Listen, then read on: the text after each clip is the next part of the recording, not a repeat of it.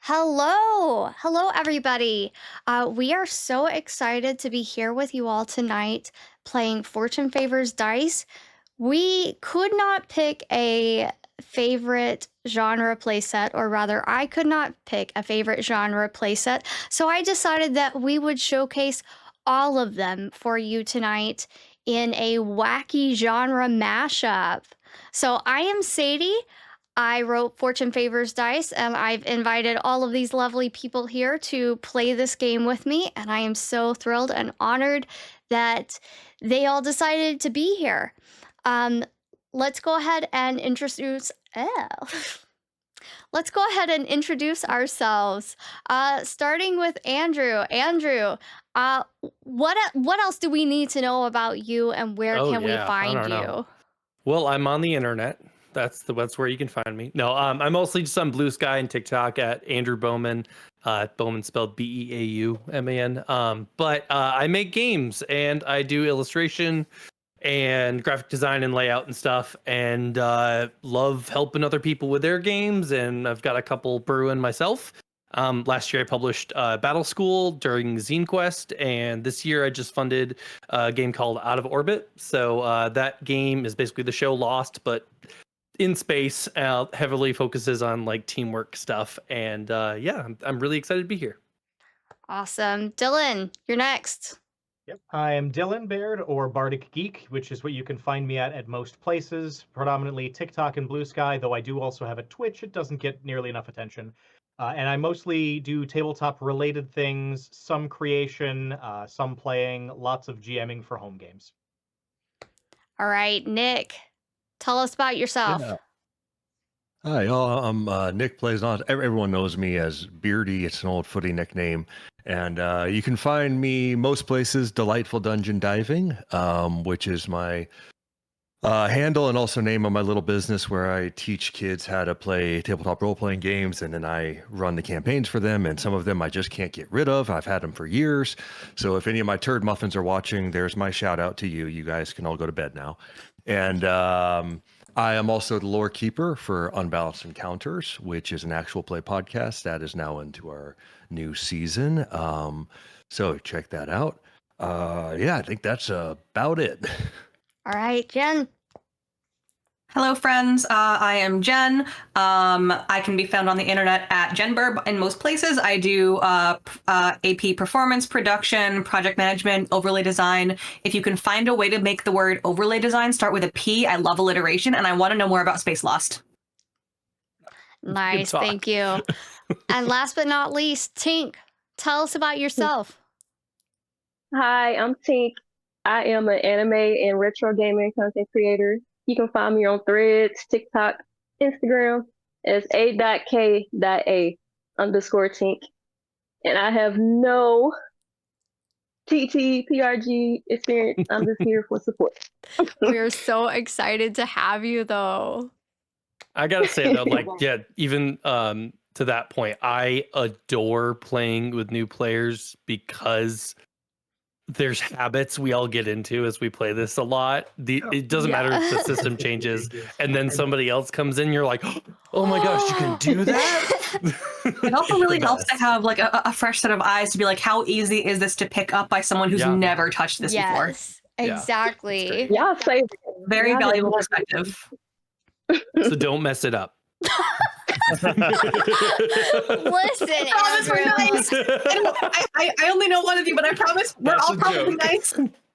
Andrew, you can't come on here and bully my friend like that. It's we gotta get some polite ribbing in at the beginning just to like warm it all up. All right, and with that, I'm gonna hand it over to Nick, who is going to, who has graciously offered to GM us for the night so that I get to be a player. Yeah, okay. So as Sadie mentioned, we're playing Fortune Favors Dice, and this is going to be a bit of a genre mashup. I'm not going to introduce this world just yet because that will be coming, I'm sure. We're just going to kind of jump right into it. So, you all become aware that you are standing In a somewhat small and odd room, it's a low ceiling. There are couches built and bolted into the walls low. There are 2 sets of these and 2 tables bolted to the ground right next to them. You were not here a second ago. You don't remember falling asleep. You don't remember blinking, but all of a sudden you are standing in this room, and there are several odd and eclectic people you don't recognize next to you. What takes your attention first away from this room, however, is a rather stout and short woman, question mark? There's something odd about her proportions, and more importantly, there is a massive mushroom cap on top of her head in place of a hat or hair.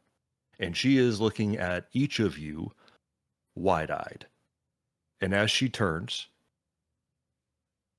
she looks at Sadie, your character. Can you introduce your character for us?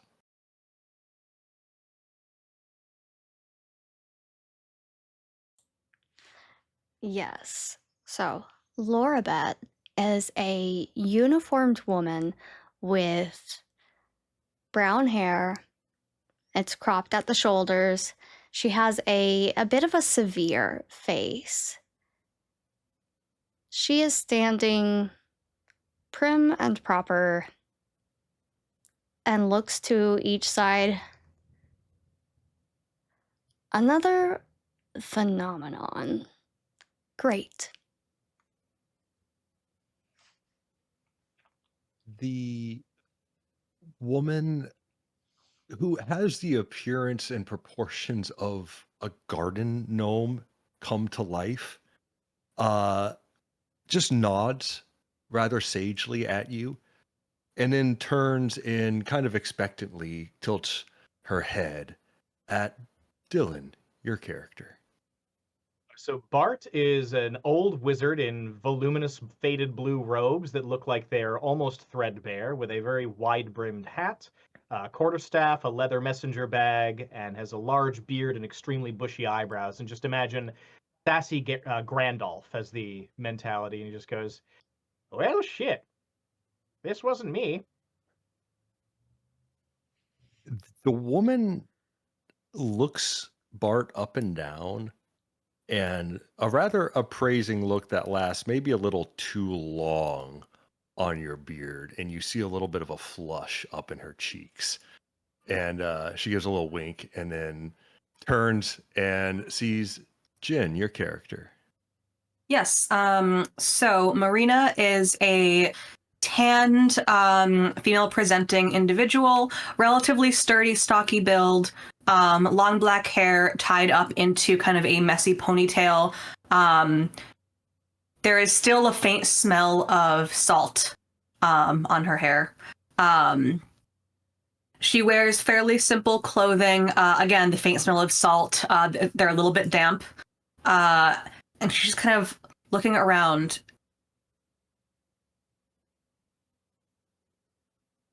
Not enough water. It hasn't rained in a while. It's okay.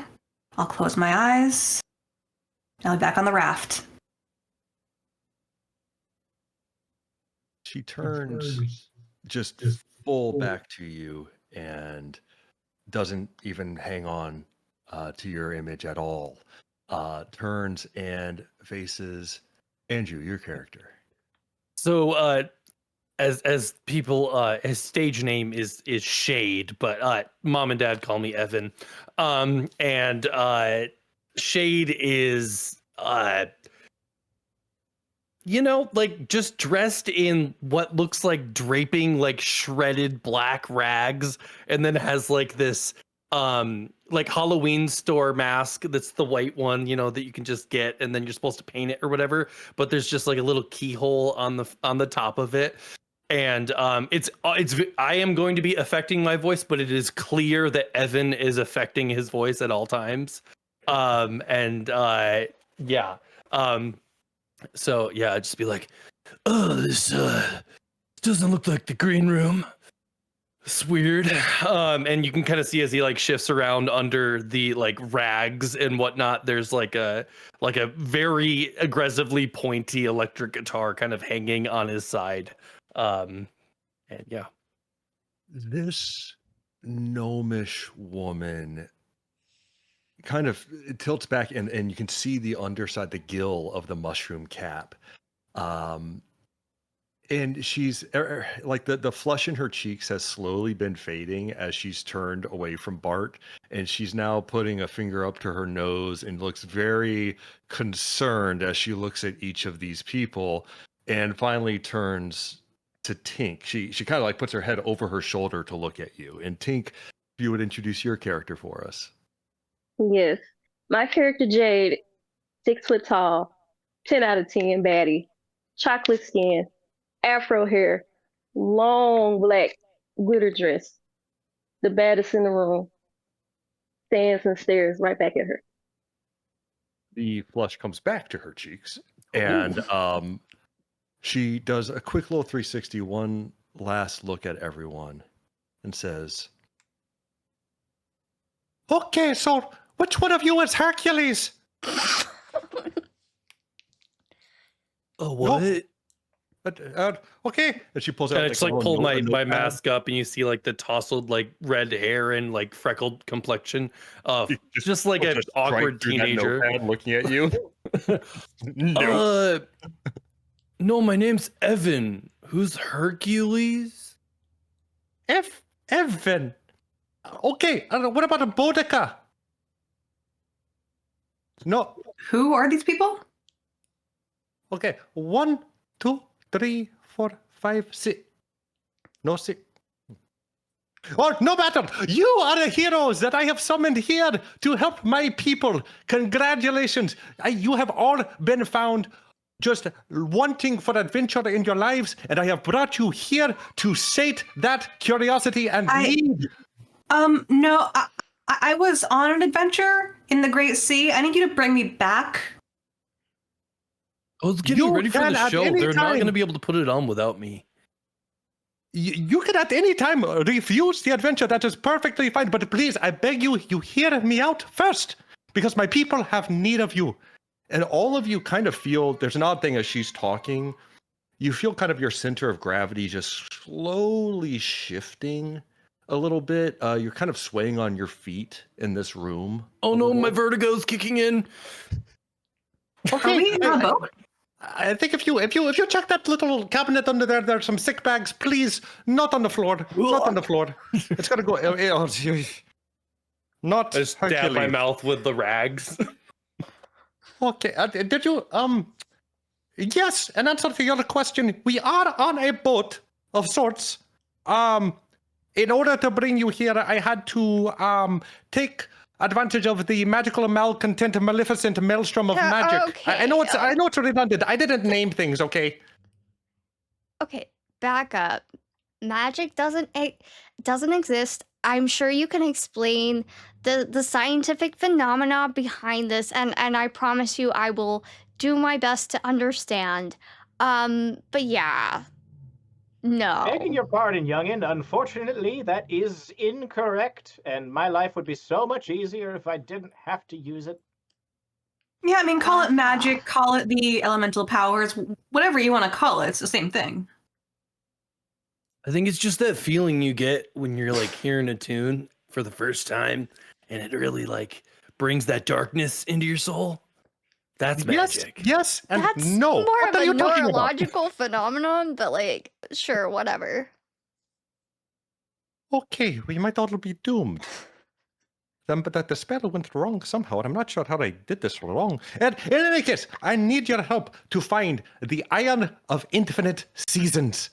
It is in the possession of someone that I need you to take it back to save my people, to bring my people home. Wait, the Who of Infinite what? The Iron of Infinite Seasons. It's a magical artifact of grand and tremendous power. That it's a scientific artifact. I don't know how to talk to you. Sounds Honestly, like a it makes pan. it makes for like a great album title. I gotta write that down. Whatever you need. I just first things first.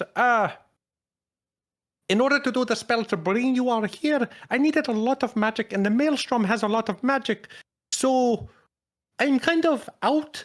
And if you have any ideas of how to get us out of the maelstrom, then we can get the adventure started. Okay, hold on. You said we are kind of on a boat. What do you mean kind of? Because I know my way around a boat. I can do boats. But what's the kind of bit?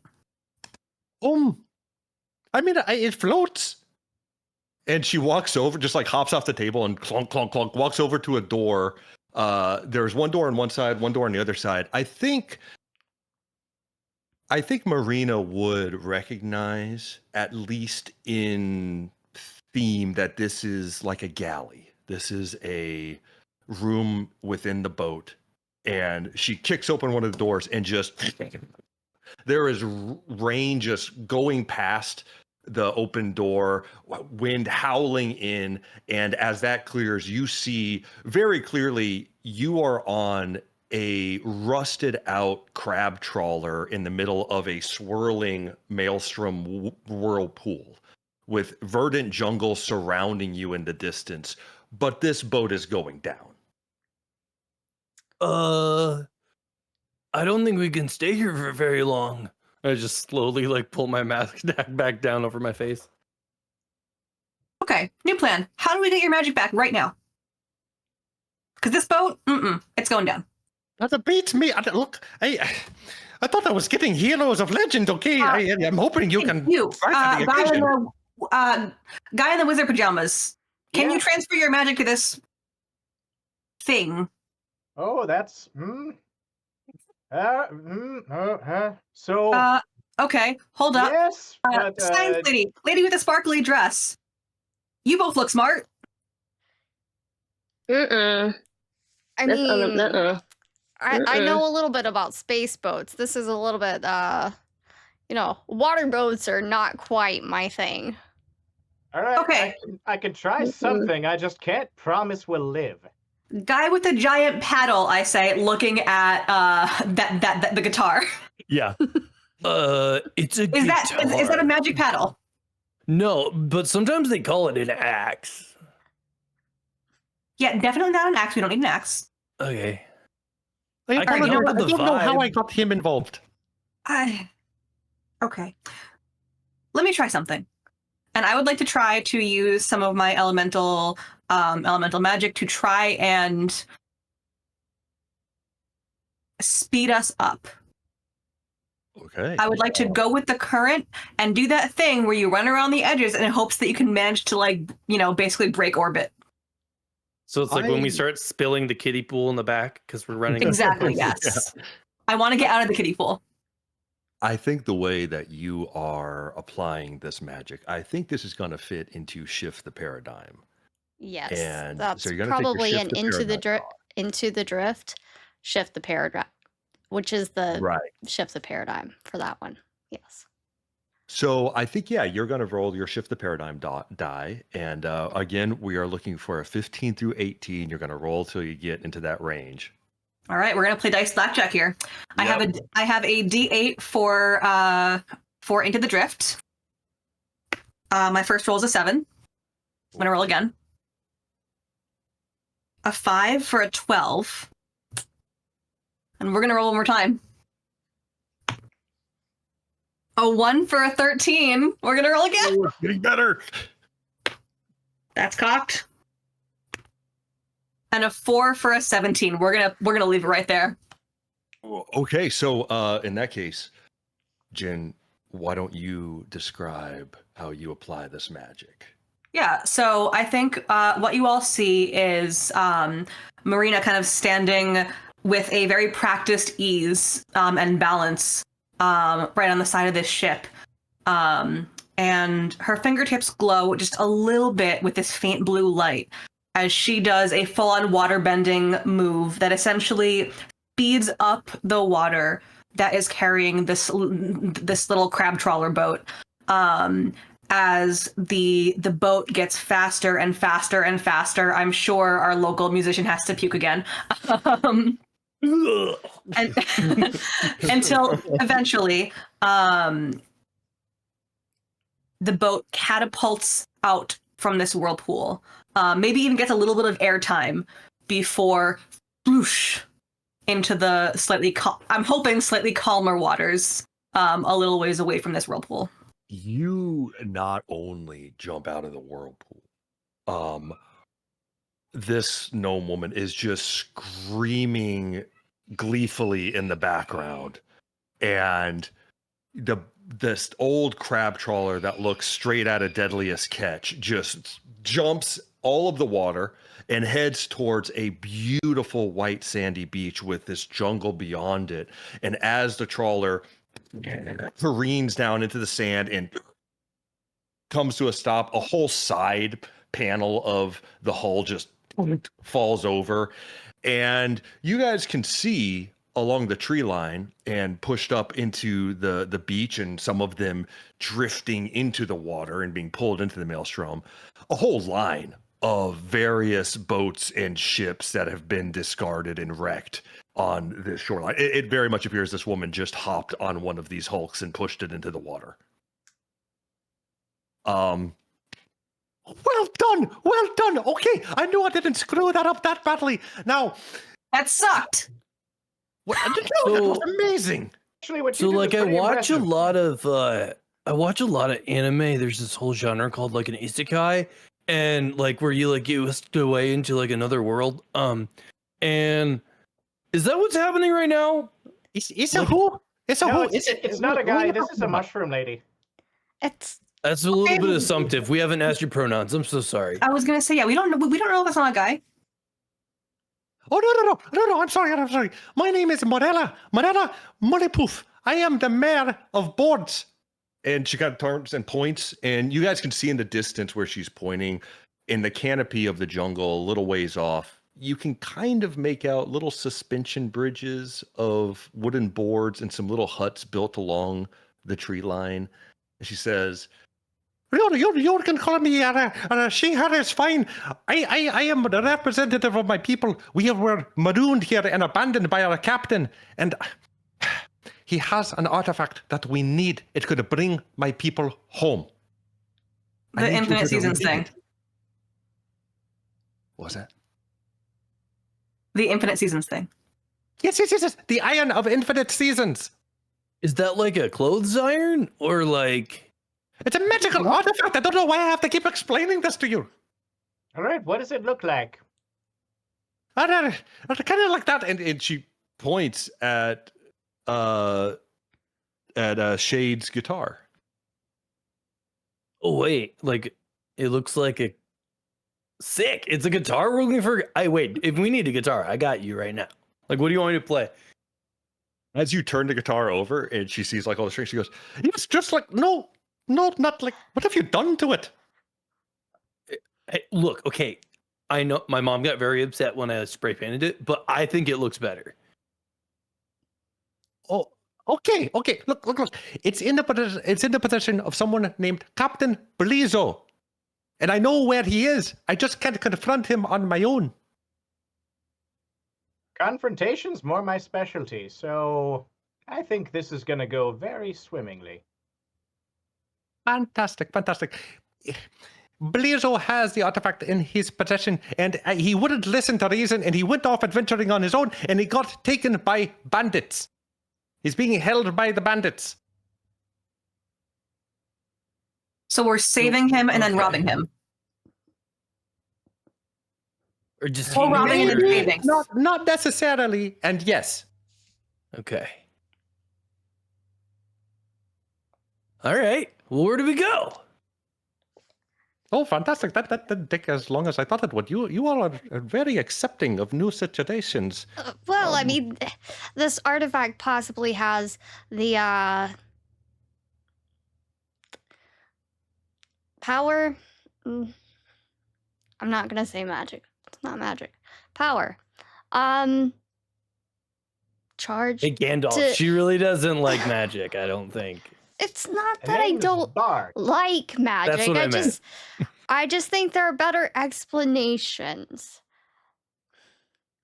Anyway. So basically, what we think of as magic and power is just your research that you don't understand yet. Yes. See, one of us sounds like we know more than the other, I find that magic is right? fine, but sometimes the application of brute force is more effective. Okay, so hold on. Agreed. You have a big paddle. You have robes and magic. You know things. I do elements, and I will turn to this fucking gorgeous lady in this dress. What do you do? What's your magic? Oh, please be a big sword. Please be a big sword. See, I don't know if I can trust y'all yet, so I don't know if I need to tell y'all. Well, do you want to go home? I got it. I kind of do. And you signed an NDA, didn't you? See, you get it. A no dragons agreement. Oh, I've seen some of those in my time, yes. Always ask for it up First front. of all, how do I know I can trust you with this artifact? How do I know you're not lying? She's got a point. Oh, me? No, you can meet my people if you want. They're just over there in the town. But you're kind of wasting time. But if you want to meet them, you can ask. Yeah, I need to meet these people because Okay, fine, all right. We can go to town. You can get outfitted with all the extra weapons and stuff we have. We're not using it. Weapons? Sweet. Can I have a sword? No. The Okay. rest of you can have You have a sword. stick. You already have an axe. I don't want to hit people with it. What? Are you going to chop wood? What are you doing with the axe? This. No, you know what? I don't need to know. she kind of like shepherds all of you around some of the rusted, tetanus-filled hulks on this beach, and kind of walking down the beach. Eventually, there is an opening in the tree line, and you see a path that leads not through really just the lower shrub level of this jungle, and in about the 10 minutes it takes to walk away from the beach towards here, checking in with everybody. Laurebet, where was Laurebet right before this happened? Before she blinked, farted, sneezed, whatever it was that interrupted her day to then appear in the middle of a crab trawler? Laurebet was analyzing some magimatter scans. The readings were off the charts. It was wild. And what was Laurebet's feeling right before? She felt like she was about to hit a momentous breakthrough in what magimatter was and what it could be used for and the implications on the structure of the universe. Fantastic. Excuse me. Bart, what was the prevailing emotion Bart was experiencing? I think he was just about ready to get down for a midday nap. So he just finished moving a bunch of the catalogs in the Infinite Library and had worked up a good sweat and was just ready to settle down and probably fell asleep behind the stacks of unfiled tomes and ledgers. Wonderful. Jien, is Marina experiencing frustration or FOMO or anxiety? What is it more in that Venn diagram of awfulness?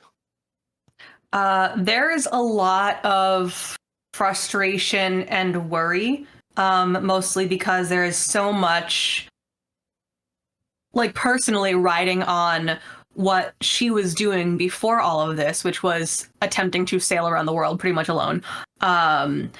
And right now, a lot of what she's thinking of is, oh my God, how can I get back? Oh my God, what if my boat's capsized? my fishing pole's definitely gone because I was actively fishing at the time. So right now it's just a lot of frustration, worry, anxiety, a little bit of restlessness to get back out there. Gotcha.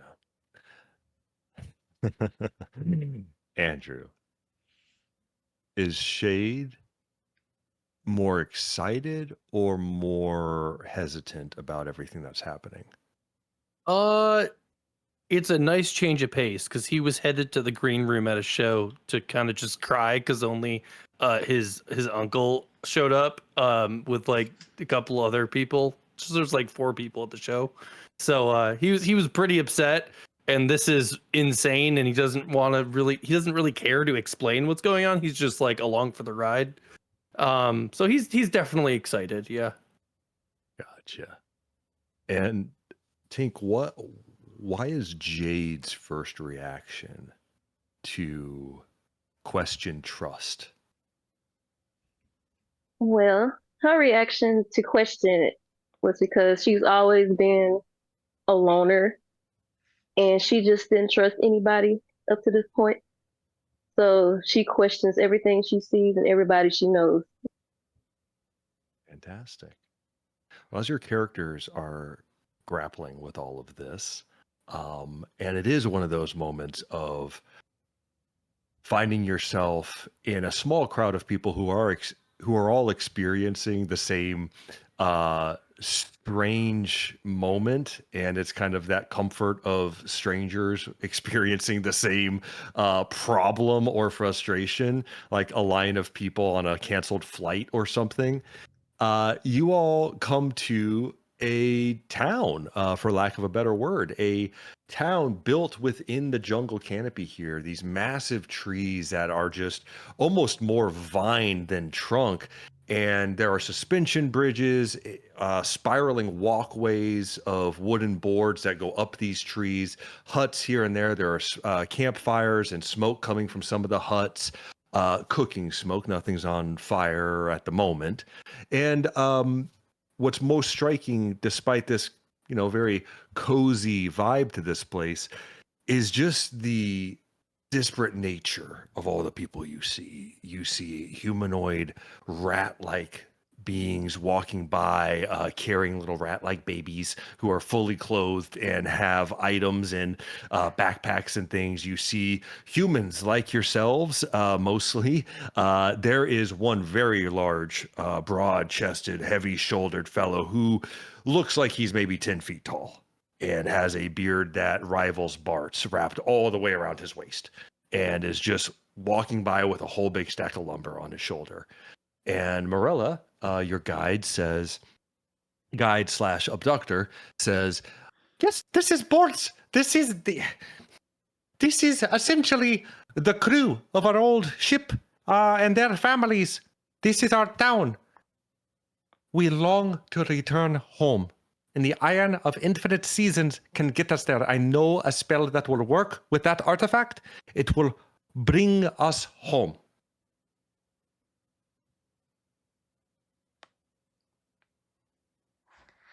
If you all need weapons, we can get you weapons. Yeah. So about that sword. I mean, I guess just get us whatever you think we'll need. I get it. I was stuck in this nebula for like 6 months one time. It was rough. So yeah, I'm in. I'm armed. y'all can, I mean, Morella starts just snapping fingers and beckoning at people, and literally out of the woodwork come people bearing all sorts of adventuring equipment and backpacks and weaponry, everything you need. Someone starts to hand a sword over to Shade, and Morella just and hands you a big sledgehammer instead. Okay. It's kind of like a lacrosse stick. Hey, did you guys just graduate? Or like, how old was everybody? I think 74, but I'm not sure. Whoa, I was way off. Okay. Merlin. Yeah, 23. me too. Me too. Pulls the mask down a little bit further. Yeah, whatever. Okay. Do you have any kind of scanning equipment, or do I need to, recalibrate my own equipment for this? Scanning. Yeah. I'm not sure I know what the word scan means.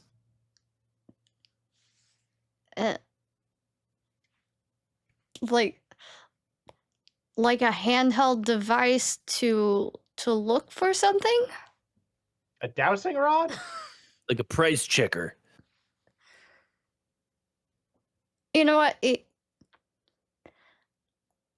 Why don't you show a us what you mean? sophisticated dowsing rod. Sure. Let's go with that. And I pull out what looks to be similar to like an old brick phone, but it's got buttons and lights and stuff like that. See this? I can scan for energy traces and signatures and whatnot. If you want my signature, I can just sign something. Tracks. It can beep if there are tracks of energy or specific types of matter. It's a magic locator. Yes. Are you trying to find something that will track this Captain Blizzard I've told you about? Is that what you're looking for? Yeah, or the artifact. You know what? This is why you get more people and you have a diverse table, because more ideas come out. I should have thought of this a long time ago. We have Blizzard's pet, and Blizzard knows that the pet knows his scent. You can use him to track, and he beeps all the time. Yes, please take him. He keeps us up awake all night.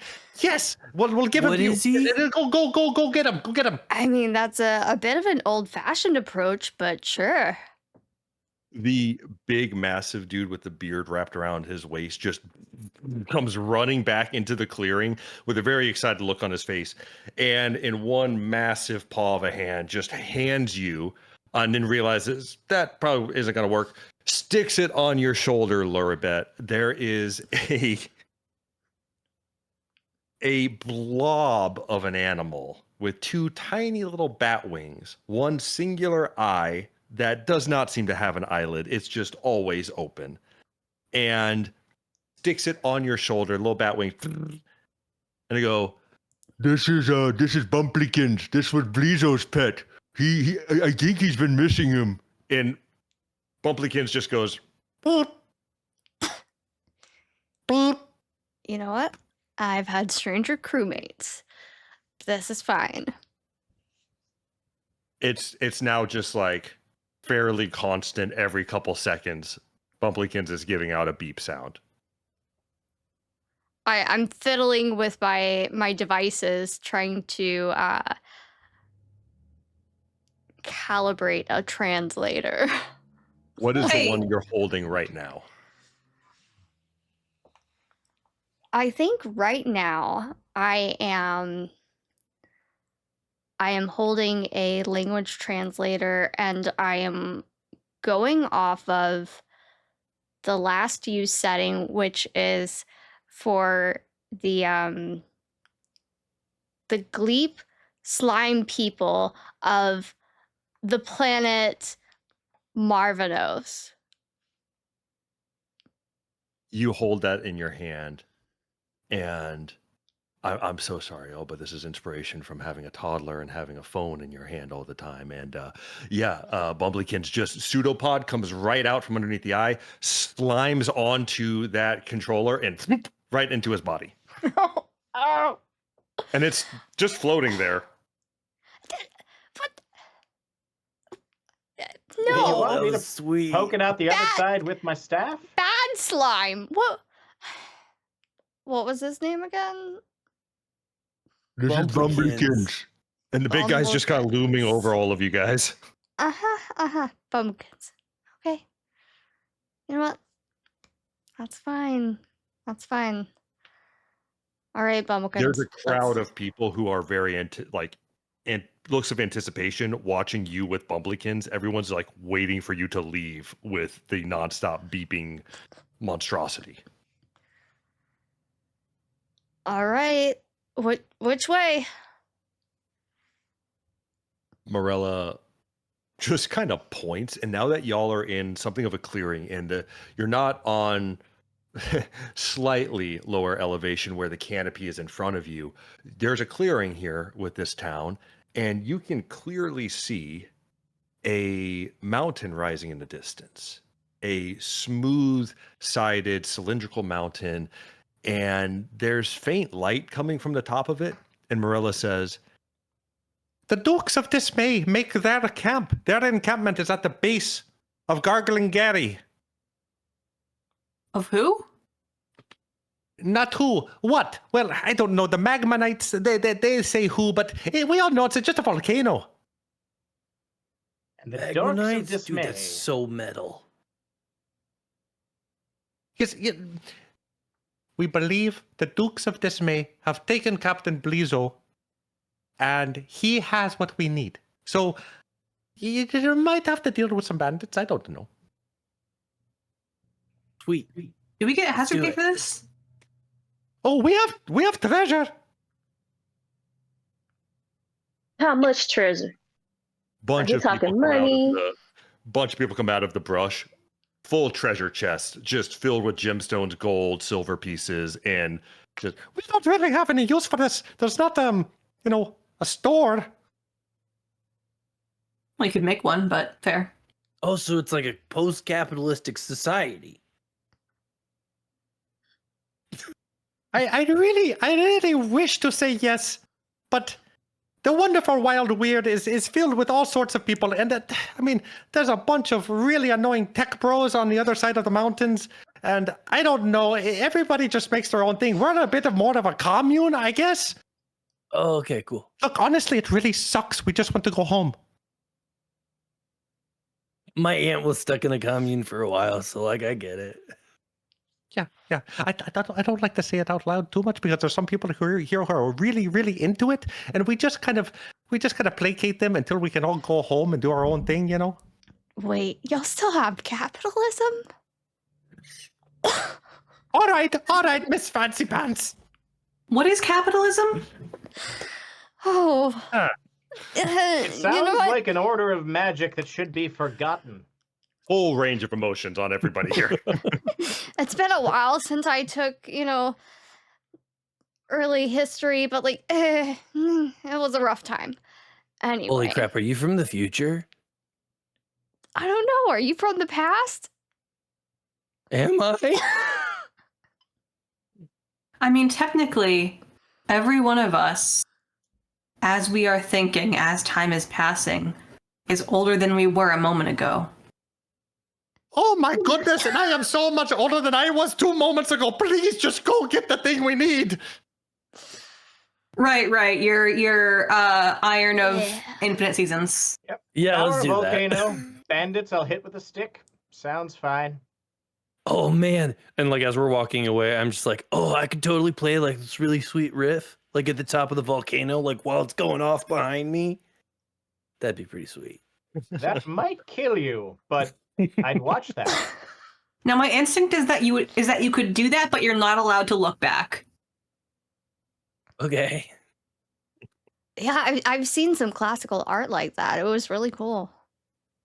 It stops looking cool if you look back at the explosion. Wait, if you're Yeah. from the future, do you know who I am? No. Oh no. Not obsolescence. The moment Sorry, we experience the death of a childhood. I'll never make anything of myself. You're what do you do again? It's probably a subject that I didn't pay much attention to when it comes to history. I mainly paid It's got the attention to giant paddle. Well, it's Yeah. kind of like a mixed media experience. Like it's not just the sonic infiltration into your soul, but it's also an optical experience where we utilize like lots of like LED screens and like it's a lot of like found footage stuff that we get from public domain. Oh. And then we Just picturing letting out like spores of frustration. the sound, like the sound of 1,000 pair of eyes just rolling out of their skulls as your group leaves. The big fella does take one step as you guys are almost out of town. One step brings him like right behind Jade, and he leans down and says, "Hey, I don't like to see people in states of dismay like this. Marina pulled all of you from different places and times and worlds. So that person's future might not be yours. You could be very famous in your world's future. You just have to believe in yourself. I just have to believe in myself. You also You're need a lot of absolutely other people right. to believe in you too, but no, that No, wasn't it's the just full me. message." And It's you're just how walking much I off. believe. Okay. As y'all walk into this jungle, our bird's eye view as you scare off a hornbill flutters out of the canopy here and zooms out. We get a look at the wonderful wild weird, which is this very very eclectic planet of different continents. Deserts fold right into snow-capped mountains, into deep jungle, into bright blue oceans, and there are all sorts of people all over this place. This is a accidental treasure trove, dumping ground, penal colony, settlement, place of launching adventures that every one of these different groups has found. And you find yourselves trekking through the jungle of Jubilee on your way towards Gargling Gary, the volcano. You are trudging through the jungle, and after a little while, you are on what is obviously a dirt path, and from the way Morella has pointed you, you assume this is leading you to the Dukes of Dismay's encampment. Gargling Gary is very prominent in your eye line. You know you're heading directly towards it. You hear the sound of rushing water, and you get to a river about the size of the Mississippi in Louisiana. Because I know it's different sizes in different states. It's a very wide river, and it is rushing pretty hardcore, and you see the remains of a bridge on your side.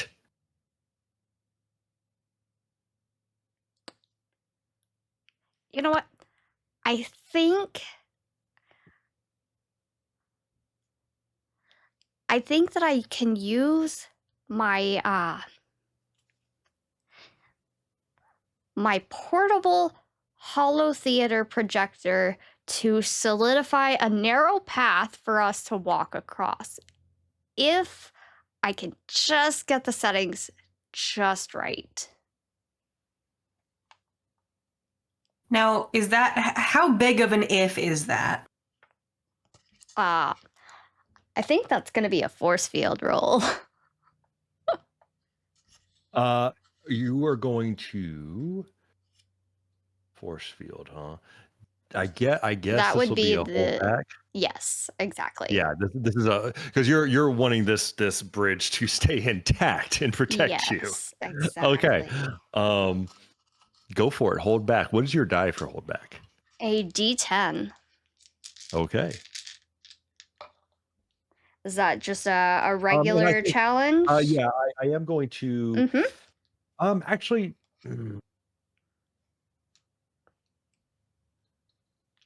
I'm going to call this very challenging because as you are beginning to project, you realize the force of this river is actually increasing. Okay. Yeah. So that goes up one tier for a D12. For those playing the home game, The target number is anywhere between 15 and 18, and you roll and cumulatively add the die. So Yes. the larger the die, the higher the risk of going over the line. All right. We're starting with a 2. Plus 3, that's 5. Plus 3, that's 8. Plus 1, that's 9. Plus 2, that's 11. Plus 6, that is 17, and we will stop there. Okay. All right. What, you don't want to roll before again? No. Before we resolve that, Jade, what of the group? I'm making an assumption here. Is Jade skilled in any sort of survival craft or wilderness readiness, tracking, anything like that? Yes. Jade is skilled in survival and tracking. She uses her sense, her spiritual awareness to track. I'm going to ask if you could make a roll here in a game like Dungeons and Dragons or Tales of the Valiant. We would call this more of a perception kind of role. I think in this instance, Jade is probably the most attuned to something happening in the background here.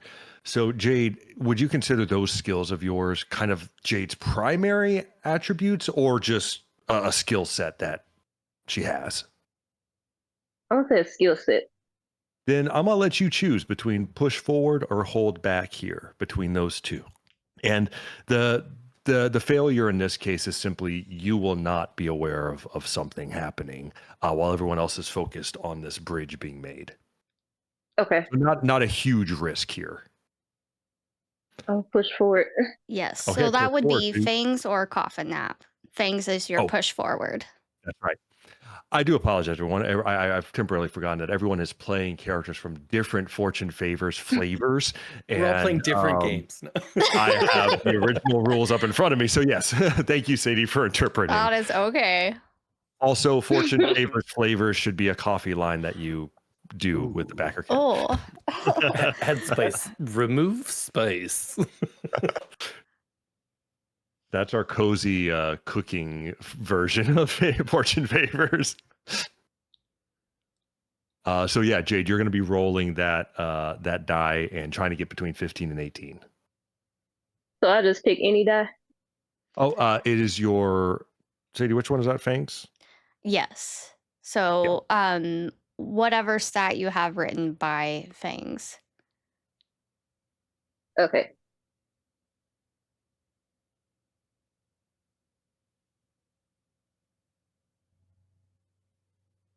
Okay, so 5.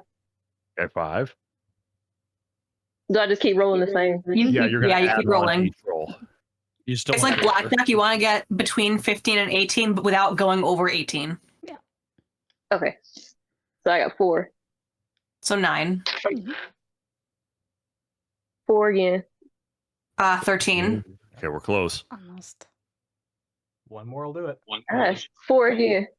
17. Yeah. Oh, geez. Okay. So 17's far, already all gone. 3 rolls have been 17. Holy heck. This is working out. 17 also happens to be my lucky Don't number. worry, I'll so fix this that. This is great. I'm bringing the 17 energy today. Okay, so I'm going to have Laurebet. You describe what this structure looks like. I think it is hard to actually see. You can mainly see, the wavy lines in the air that you see whenever it is really hot above like a road. That's kind of what it looks like. You can barely see it, and it's just because the air molecules are just a little bit more compacted temporarily. The river is suddenly eddying and flowing around this bridge, and there's little waves splashing up, and stupid millennial brain somehow had Little Mermaid when the waves hit crashed on the rocks. I don't know why that popped into my head, but now that's the image I have. So yes, the waves are crashing over this near invisible bridge, You can tell that the way it's hitting in those waves are increasing. The bridge is holding steady. You've done a great job here. The tech is holding up. Magic be damned. But the river is increasing flow, and you realize there's a flash flood coming. And there are rivulets of mud and water running past y'all's feet on the shoreline. At the same time, Jade, in one of those rivulets, it forms a little puddle behind someone's boot print. And you see the boot print ripple. And then again.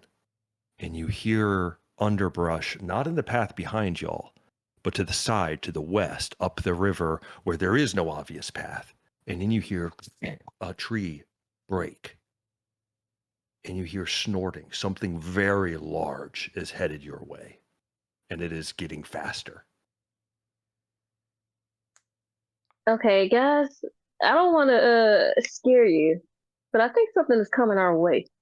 Yeah, the Something big. the water's coming. We gotta hurry. We gotta get across that bridge. Okay, look, whenever No, you no. start statements with "I don't want to scare you," but the next bit is usually something that's gonna scare us. I'm Exactly. currently So that scared. means we need to go. We need to hurry up. Yeah. Okay, screw it. I'll skitter on over. Okay, so Marina's going first. Marina's Marina. making some wise life choices here. I'll bring up the rear. It's fine. And you see, reaches into a pocket in the robes and just eyes the woods. Look, this is a person who decided to take their boat and sail it around the world alone. It's fine. I tend to follow really confident women, and I just like go right after her. I roll my eyes and Marina, follow. Jade.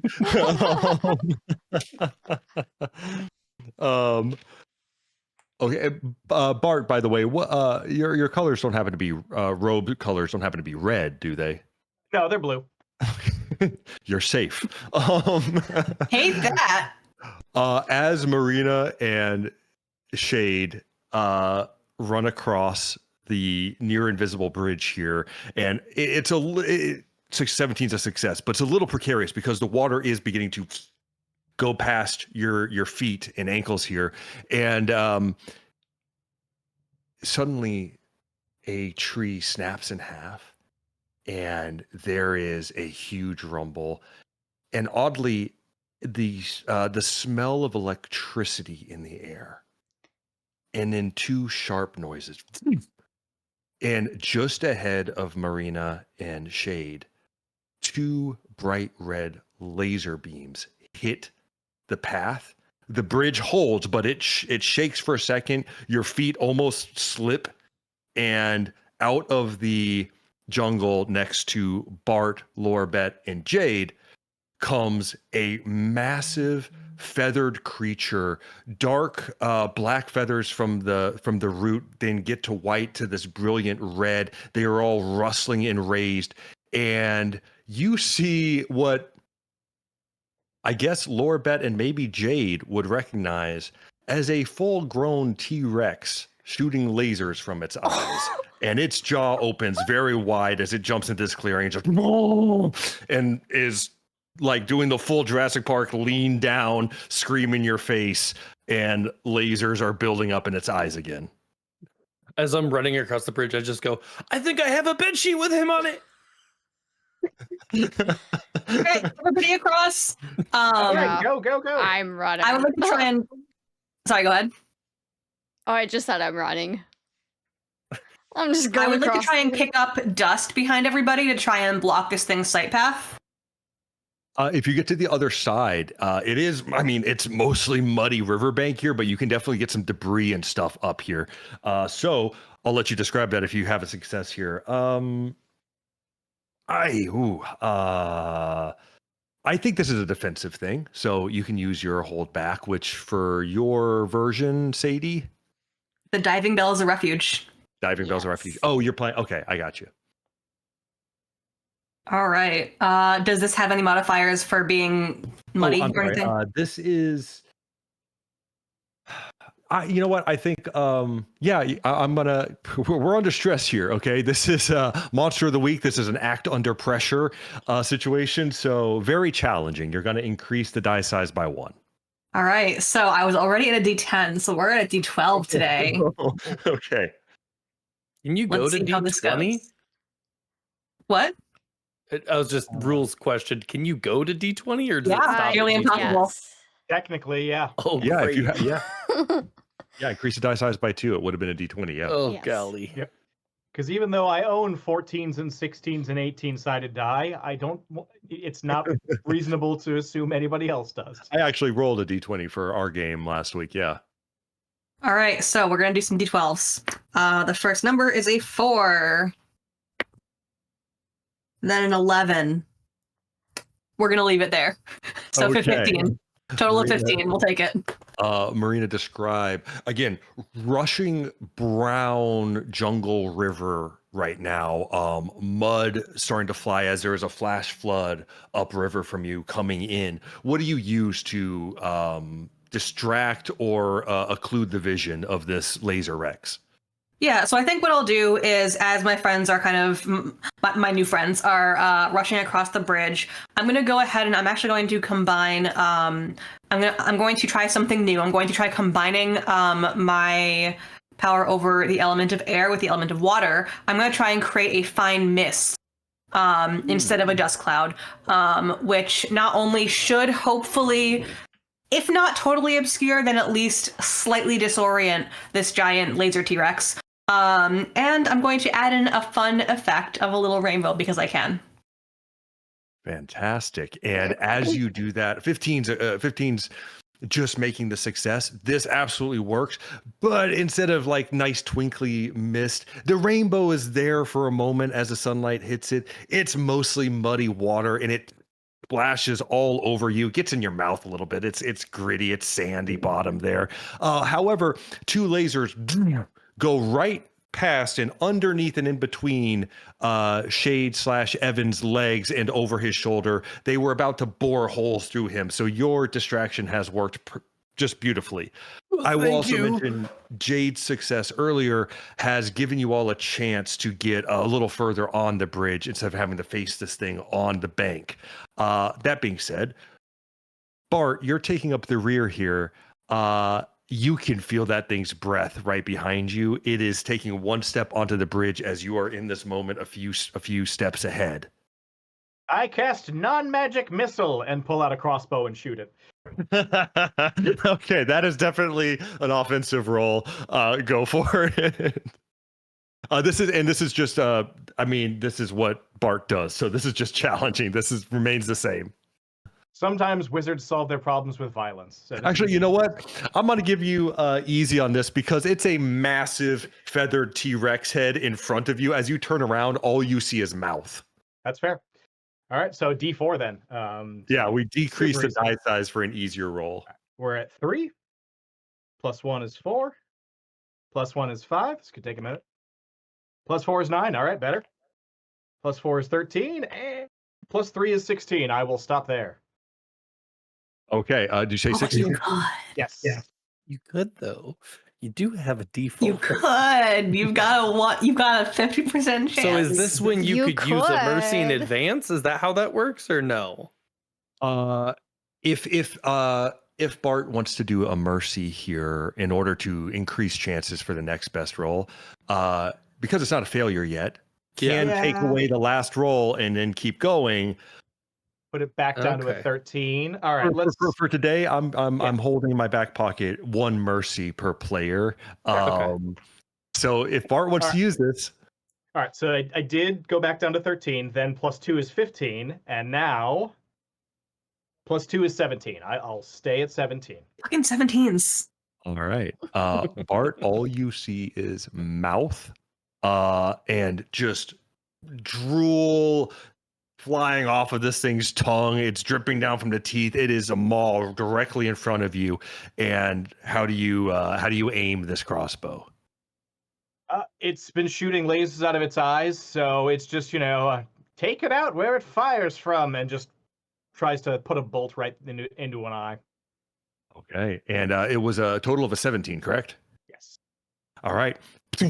Bolt flies, and just as the thing right behind your heel, and you turn and fire. Very cool slow motion John Woo moment here, and the bolt just catches right there, like where you get an eye booger. It's right there, stuck in the eye, and the next laser sizzles the river, and the T-Rex just holds up. And as you're running away, you hear this.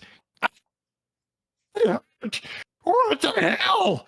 And that T-Rex is just like bashing its head against a tree, trying to dislodge the crossbow bolt. That's what you get for lasering us. Nobody expects the wizard to shoot somebody, but I will. That's how laser Rexes say hello. What's wrong with you? I will kill you all. What was that? And this is how wizards say, nice to meet you. No one else can really hear this conversation over the rushing river. It's just Bart and the Laser Rex, and the Laser Rex kind of like leans its head finally down. It snapped part of the crossbow bolt off and just looks directly with this glaring eye at Bart and says, "No one will ever believe you." And it stomps off back into the jungle. Nobody ever does. Y'all all managed to Did a Bill safely Murray cross. As you get across Marina, you're the first one across. You can hear the sounds of movement, industry, the sounds of a large amount of people, more so than what you heard at Boards, the jungle town. There are people. You're probably pretty close to that encampment. So I will turn as everyone else comes and I will indicate the direction from which, I'm sure they can hear it too, but just in case, I will indicate the direction from which the noise is coming. Yeah, y'all just as everyone quiets down, the river is going past. You see when you're looking at the river, all this rolling waves, and there's some blinking lights, and then something bobs to the surface, and you see what some of you would recognize as a full-on spacecraft is just being carried down the river. And there are several little life preservers floating behind it, empty, and just goes past you guys. And no need to worry about that. You all rolled very well, so don't worry about them. There is no them. There's no one in the ship. It's fine. They're completely okay. And I don't believe guys you. There's no one in the ship, but they're game fine. master on the planet right now. They're fine. There's no one there. The no one that's in there is Closet. fine. That was the side Disney level adventure, okay? And you bypassed it. So Oh, it's Splash Mountain. Got it. Okay. Yeah. So y'all are all on this muddy bank. You're safely past the flash flood here. And as you quiet down and get past the river and you're in a little section of the jungle here, the encampment is obviously just behind you, or just beyond you, sorry. You hear some voices. No. I told you that was my bow. It's not my bow. It's my turn to have the bow. You had the bow last time. I had to use the axe. It's stupid. I get the bow. Well, we only have the one bow. And you just hear some arguing pretty close by.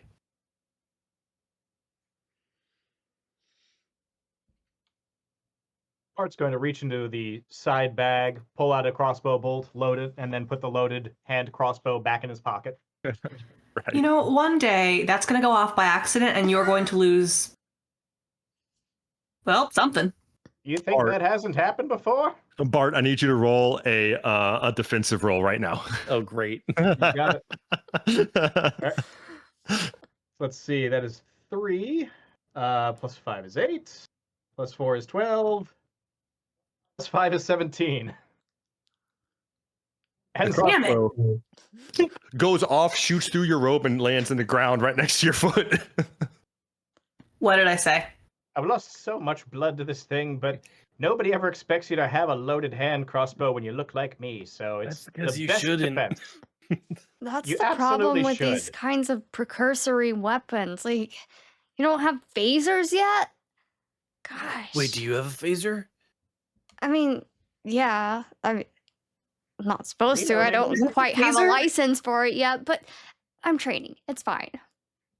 Great. Me neither. Can I try it?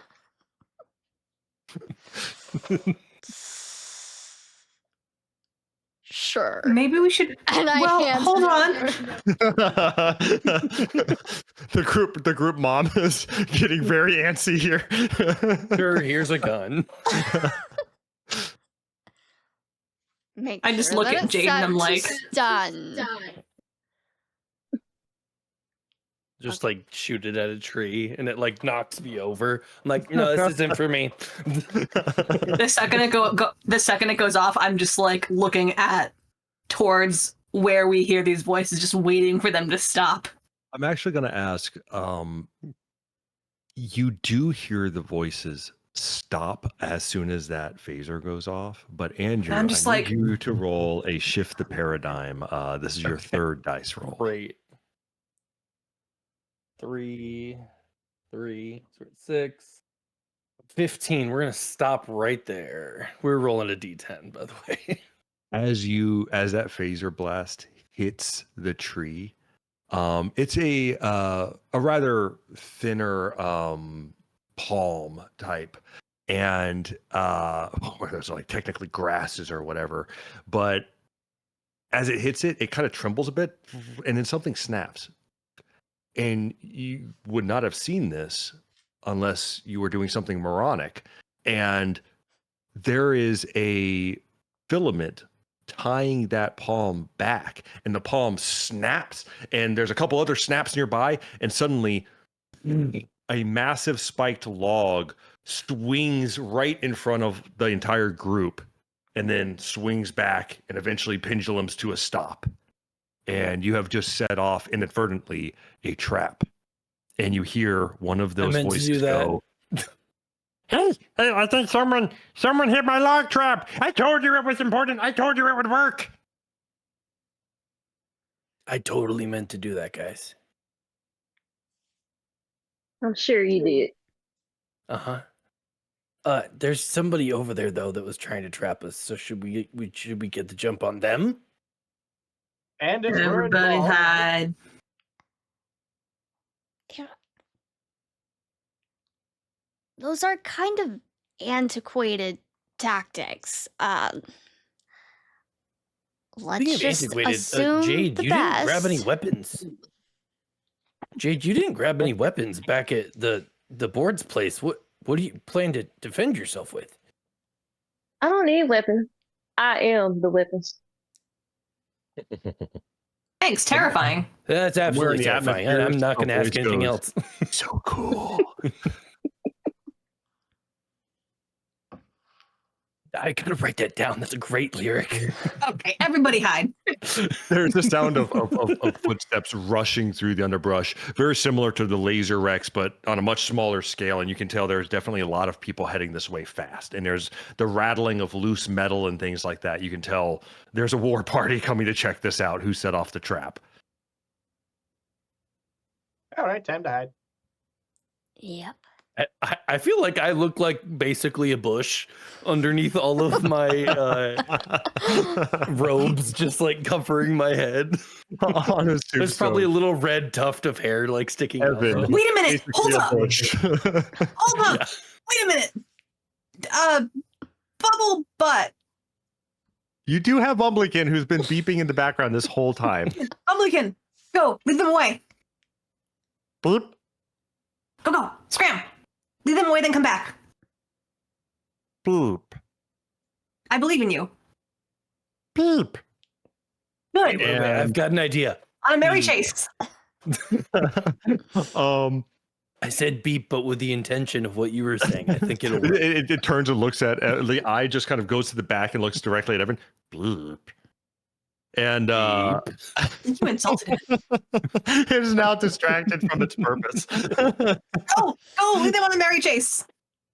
Well, I want y'all to be rolling as much as possible here. So, Marina, can you give me the diving bell roll here? I sure can try. Any difficulty modifiers?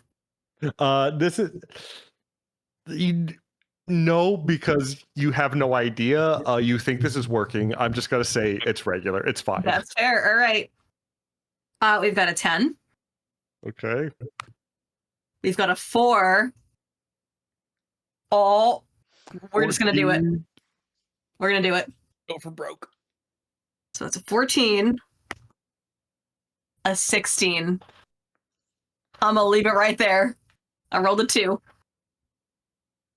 Bumblykins pops off of Laurebet's shoulder, and this little blob with bat wings just starts to head directly towards all of the rushing bandit sounds.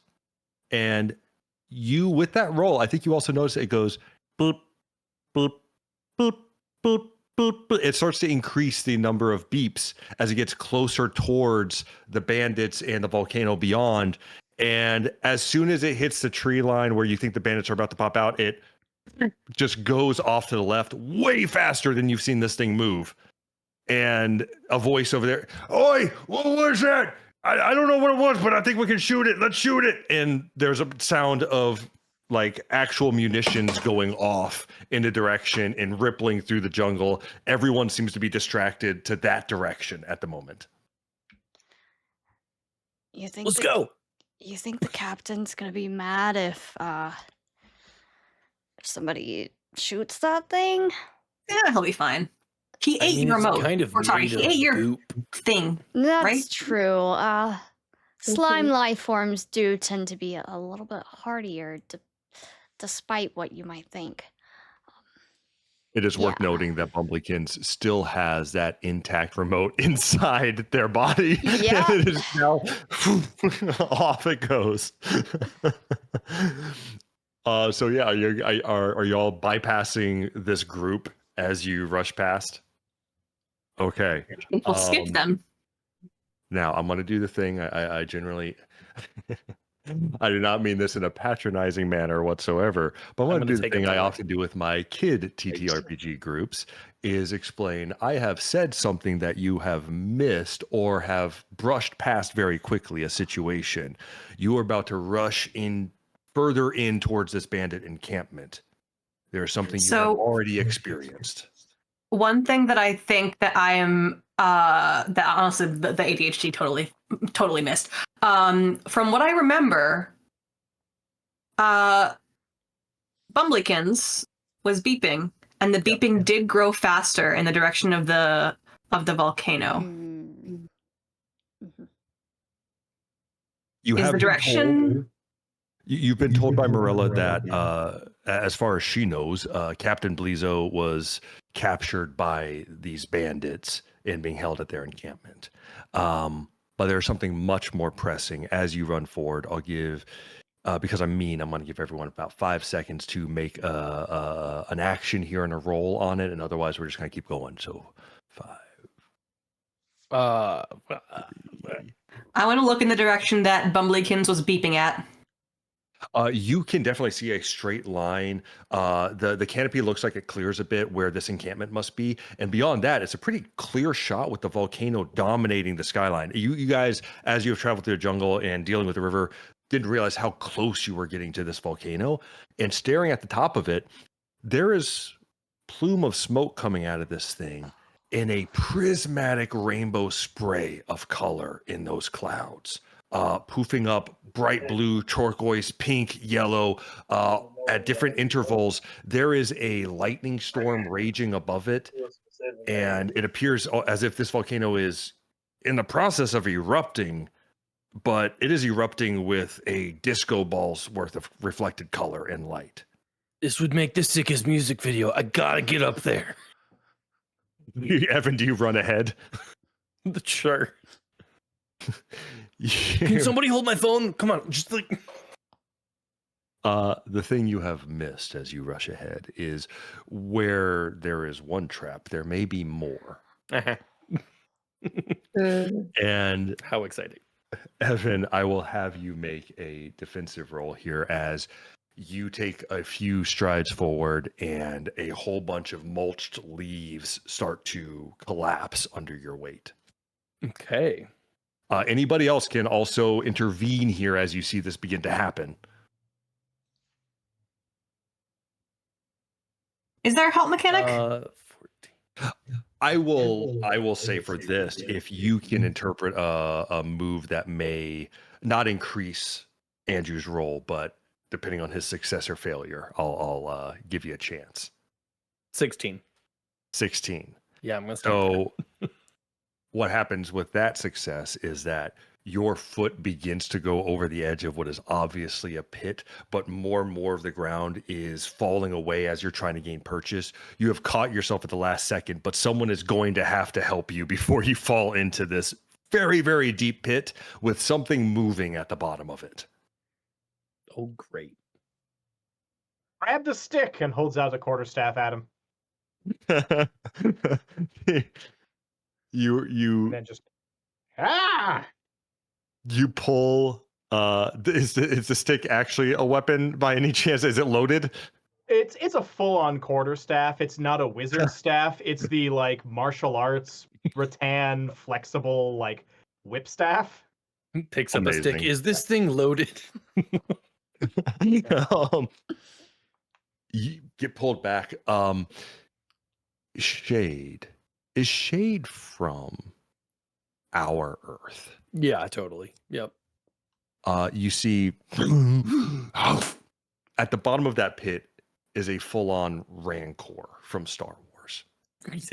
All right. Oh my God, that's a freaking Rancor. And it is like claymation Rancor. It is Made out of odd the way this Play-Doh. thing moves. It is as it was filmed in the original trilogy. Perfect. It is janky and looks up at you, big maw, and then continues to move through this underground passage that this hole opened up into. Are you phasering it? Do you still I'm have the taking phaser? pictures. I'm taking pictures. It's my I cell need to phone. clarify, Andrew. Did you just lift a Game Boy Color? To No, indicate- it was my phone. It does kind of look Your like a Game case Boy looked Color, like a but Game yeah, Boy, and I thought this is the best thing that's ever happened. a bunch of like '90s stuff over here. Andrew's playing very meta here. So, yeah, it is. I now mean, let's obvious be to real. y'all- Evans probably played D&D. It is obvious to y'all that this whole area is going to be trapped. You can see the start of almost a shanty town looking place, aluminum siding, and some of the panels look like they were taken directly off of ships and some of the boats that were back at the Maelstrom. You are in a bandit camp that is currently mostly emptied. Everyone's chasing a very strange beeping creature.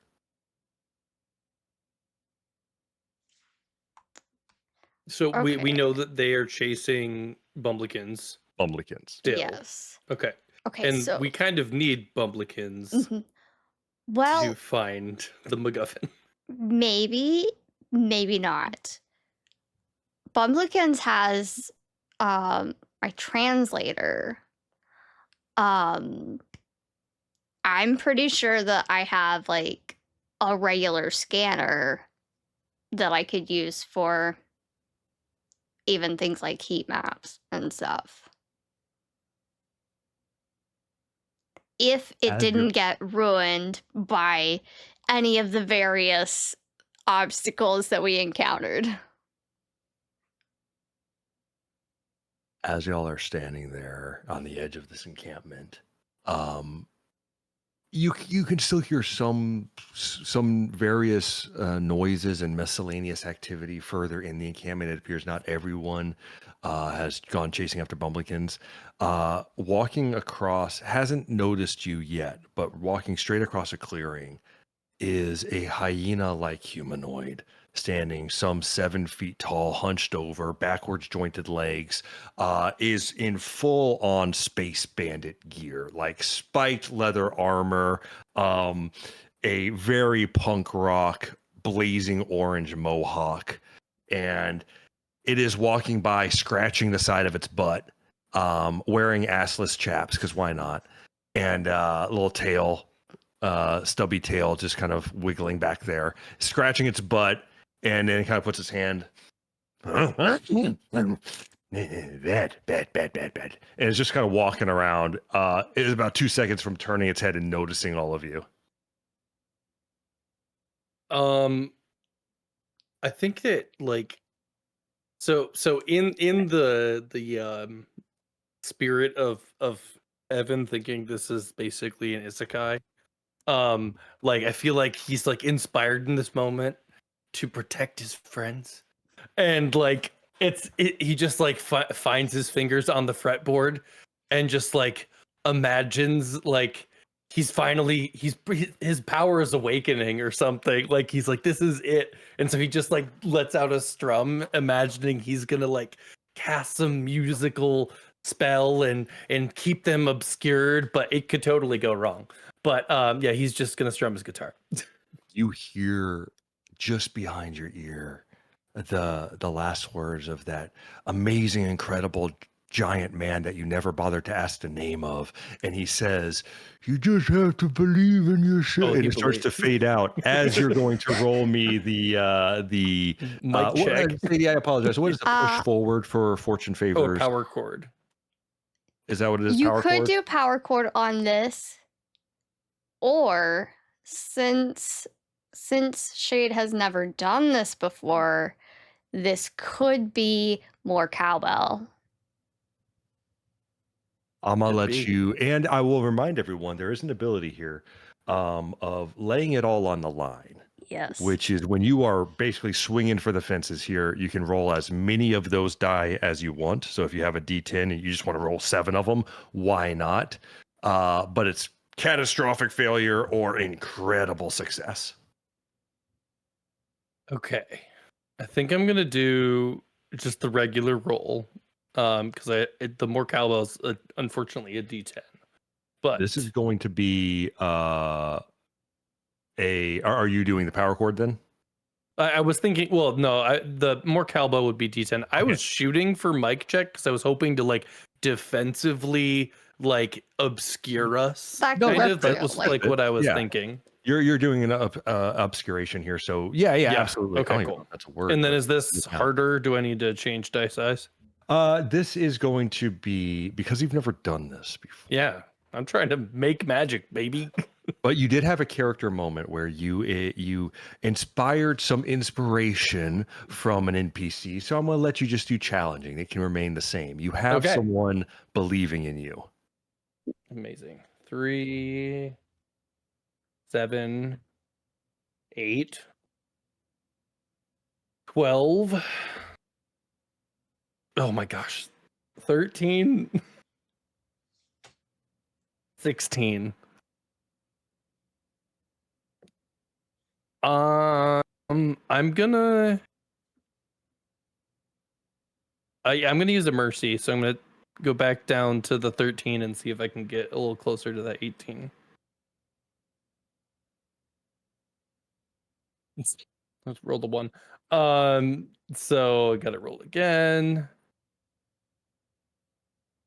So wait, what am I? I'm at 14.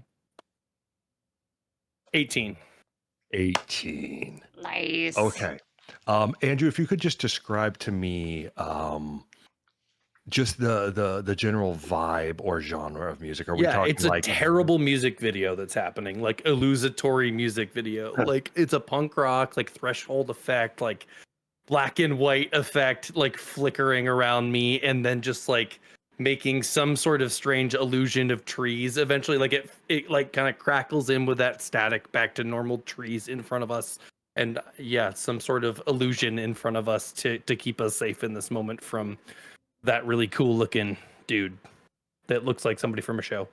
What happens here is as that takes over the area, this hyena dude does notice and looks up and he goes, wait, what is this? This is amazing. And he whips out from under his leather jacket one of the sweetest axes you have ever seen. And all of a sudden, another harmony lifts up into your music. Incredible. And he is playing a thrumming bass to your melody, and suddenly the hyena steps up next to you and you're just having like the ultimate bro moment. It is shifting from punk rock down to like Van Halen style duet guitar going, and there's tears coming out of the hyena's face as he looks down at you, and as the music fades, he just looks at you and says, I think you're my best friend. I think you're my best friend too. And he like goes in for a hug. Can I hug? Watch the axe. There's a little like muffled muting of your studded vest is a little like, I don't want to scratch up my new paint job. Shade, there is a moment here where that voice of the big fella is like, you just gotta believe in yourself, and then in your own brain kind of shifts that final quote to like, what was he trying to finish saying there? I missed something important, and in your brain you fill it in with like, yeah, that's all you need, just believe in That's yourself, all, and the just magic's in you. believe. There's Shade, this book you called realize The Secret. all of that music came out without an amp. That music came from you. Whoa. I And got the music in me. Hyena. I don't know who the heck you guys are, but I'd do anything for you. That was the best moment of my life. I didn't know I was waiting for that. I didn't even know what this thing did. I just took it off of some dead guy. Oh, well, we're looking for a MacGuffin of some kind. I kind of forgot what it's called. Some kind of clothes iron, maybe? The Iron of Infinite Seasons. That. Do you know what Probably that is? taken Do off you know of a where prisoner. it is? Prisoner. We have a lot of prisoners. Do you have a name? Yes, was, yes, but Jen forgot it. No, it was, worries. No worries. Captain Bleezo? Was it? Loser. Bezos? Bezos. Now that I'm Rod, actually. No, Bezos. We ate a guy named Bezos a while back. Tasted awful, stringy. Bezos, big pink gorilla-looking guy. I don't know. We never Your met guess him. is as but- good as mine. Sure. You guys are hearing like an occasional boop, boop, boop, and it's like screaming and shouting and more rifle firing. And Bumblikins is still out there alive somehow. But the hyena says, we did have a guy. He was kind of a downer, to be honest. We were going to eat him, but then the magma mites came down, and they kind of wanted him, and we figured, why not? We owed them a sacrifice, Magma mites? Sacrifice? Sacrifice is pretty cool. Yes, and yes, the magmanites. And he points, and just like you guys follow his finger up right to the top of the volcano that is erupting with rainbow colors. And we will take a break here. Bio break. I have some concerns. I do as well. Oh my goodness. Okay. What could go Gonna wrong? switch this over.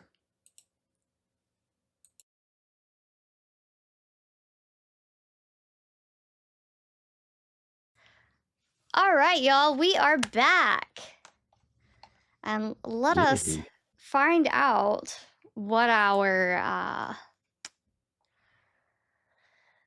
Wild group of adventurers are up multiversal to. yeah, what are our multiversal characters up to? How are they faring? We're suffering. Doing great. I'm friends with a knoll. Bart is very much not friends with a laser Rex. Yeah, I didn't realize he was trying to be friends and instead just shot him in the eye.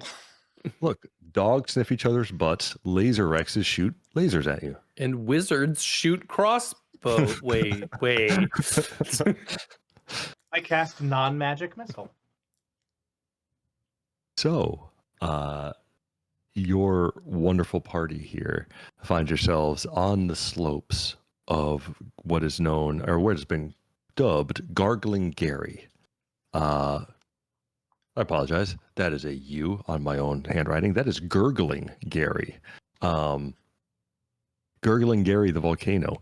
As your new hyena friend leads you out through the bandit camp, there is a lot of questioning looks as you see some of these other bandits come out, and it's obvious why they're not out chasing Bumblikins. It's because they don't have any weapons. That seems to be limited supply here.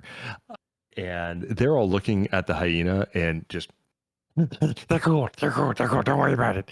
And he leads you across the camp, right to the foot of the volcano. It is very much bald slope here and a winding staircase that is going up towards the peak. And the hyena looks at Shade and says, I don't want you to go. I get it, dude. I do. But I'll come back. Also, when you said foot of the volcano, I didn't expect it to have toes. This is really weird. Right. Yeah, I mean, Gurgling Gary is. He's Gurgling Gary. I don't know what you want me to tell you. Yeah, I'll be back, buddy. Don't worry. Real Play quick, again. I believe you. when you handed your prisoner off to the Magmamites, had you taken anything off of him? Or did he have anything that may or may not have been pulsating with power? He had a lot of stuff that was pulsating with power. It's kind of the Magnamite's whole thing, you know. They throw the stuff into the volcano and all that stuff. So we didn't want to anger them. So we came. And this way, and it might be in a volcano. That's And as you great. say that, there's like a explosion up top, and another rainbow cloud goes up into the air, and there's kind of this weird, that same heat haze from your bridge. You get that same effect above the volcano, and a little like multicolored lightning storm that is raging from the disturbance in the atmosphere. Is there a servant's entrance to Gary? That's kind of rude. Well, no, I wasn't asking you if you were a servant. I was asking you if you know if there is a servant's entry. You have servants where you're from? What kind of messed up place is that? Well, I didn't say you or anyone's servants. I just wanted to know. What do you mean by you? Look, Is there a back let door? me put it this way. Yeah, we want to know about Gary's back door. I'm going to put the finger guns away. Stream breaks. Please hold. I don't think volcanoes have butts. I think They have toes. You just gotta go up. And you see, he's pointing at the stair, and you can see about halfway up the slope, the stair is definitely, like, it's carved into the slope, and part of it is definitely covered from a previous magma slide and is worn away. And it's a very steep ascent.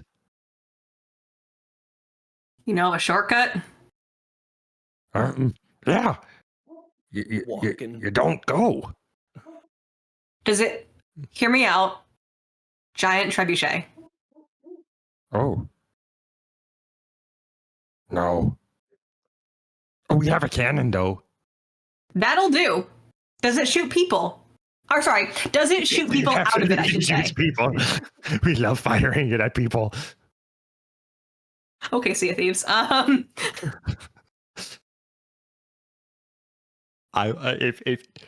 If y'all want the hyena to show you the giant cannon that they have, and you want to find a way to propel yourselves using this cannon, you absolutely can roll for that. I would love to roll for that. This is absolutely a shift the paradigm or the diving bell. Into the You're drift, telling me it this wasn't is. the way you planned for us to go up the stairs? Absolutely not. Yeah, I'm gonna go ahead.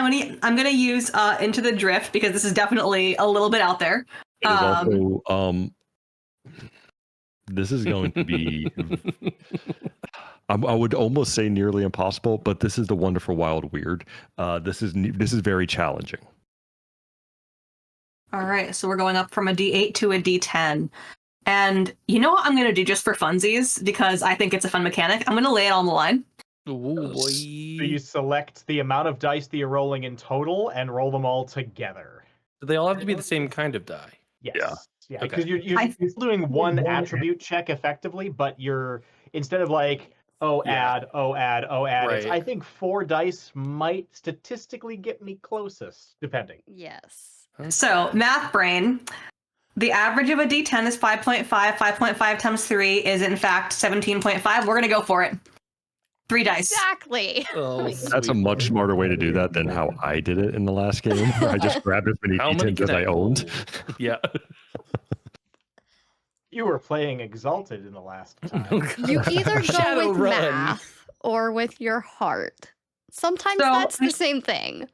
I should have gone with my heart and not math. Because I rolled significantly above average.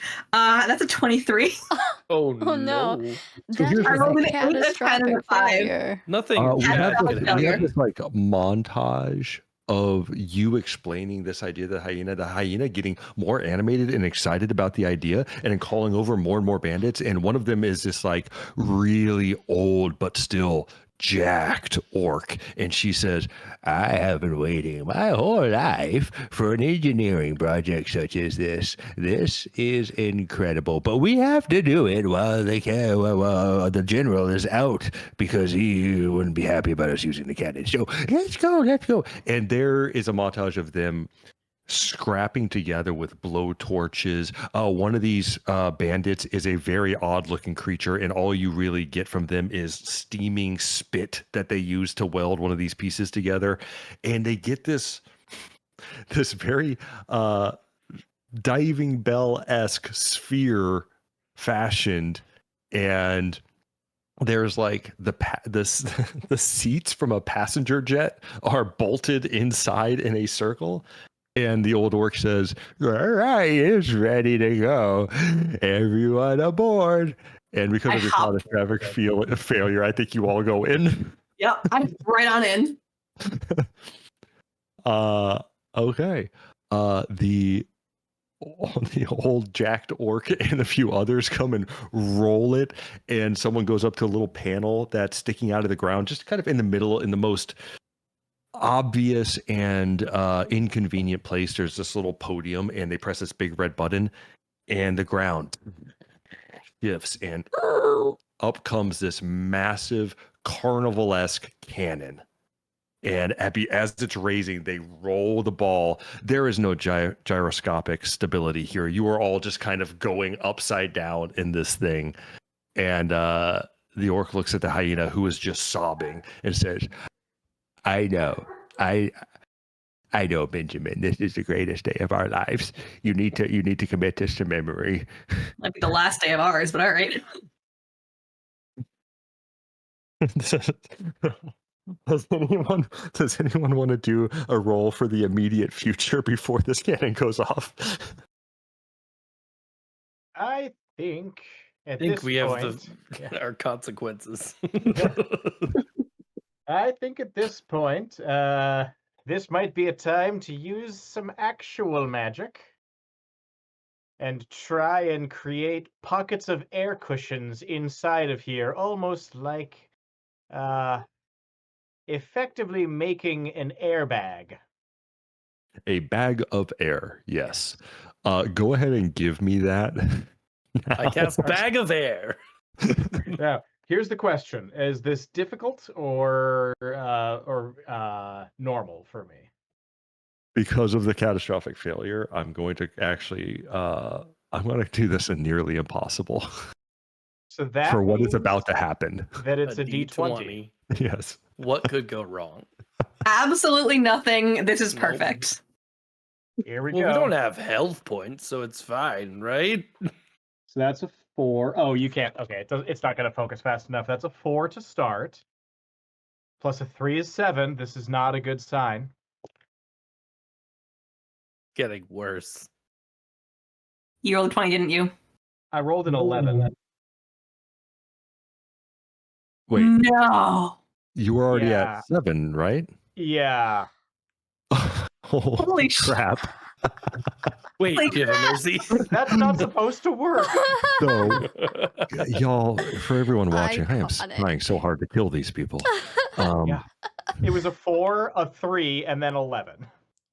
Okay. So here is how this pans out. The cannon rises. And at the last second, I think there might be a thought in all of your heads that surely this orc engineer has something in mind of like, is this a magnetic cannon? Is this a magical cannon that's just going to, levitate y'all as a projectile? No, it is full on gunpowder. There are barrels stacked behind this thing, and you realize as the sphere rests against a platform inside the cannon, you can smell the gunpowder, and it is basically just you are getting packed into a giant musket. And before anyone can do anything, just rockets out of the cannon aimed at the top of the volcano that is in the middle of a rainbow eruption. And the the entire sphere just disintegrates, including your little erstwhile seat belts. And suddenly you are covered in little pockets of air, which make the flight terrifying because there's no sound coming in and you're all suffocating. And you are flying upwards towards the tip of the volcano. You miss the initial lip that is facing you, the first lip of the caldera. You miss that, and you go right through a prismatic cloud. I am not horrendous. So I will ask how each of your characters going through the magical eruption, this miasma, how each of your characters is physically altered by the wild magic erupting from this volcano that your catastrophic failure has thrown you into.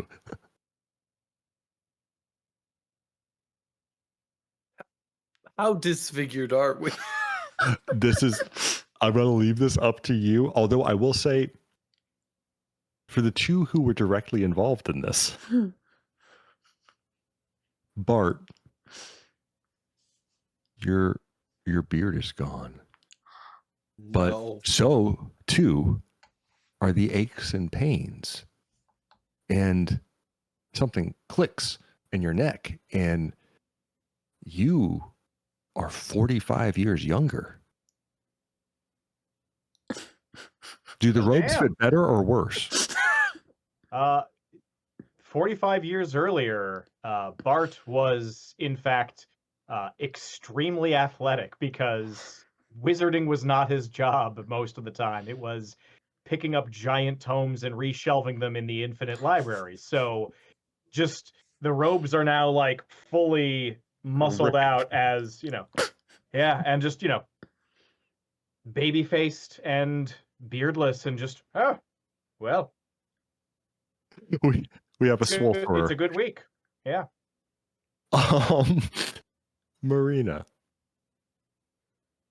What is Marina's least favorite color? Orange. The hair. 3 feet longer. Braids coming undone, just loose flowing hair the color of the sun flying behind you. So long that it's tickling the back of your heels. And the rest of you. Minor changes here or there. I'll leave those up to you.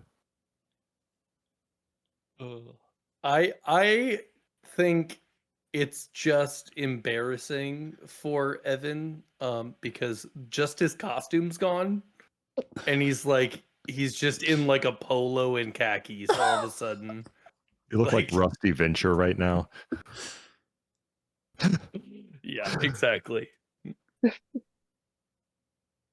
Laurebet, what's happened to you? I think that Laurebet's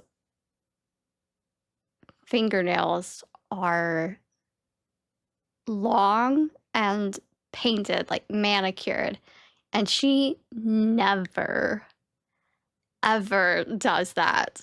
She always has short, natural, well-groomed, Practical. professional, like almost like military nails. Now. Now she's just like slay. Someone How had will too I much wipe? time on their shift at the nail salon. Yes. Jade, you don't feel a physical shift of your body, but you do feel something changes. There's a weight redistribution on you somewhere, on your clothing, on your belt loops. Something has changed, but you're not sure what, which we'll get to. As you all just Superman your way over to the other side of the caldera. And as the rainbow smoke clears, you see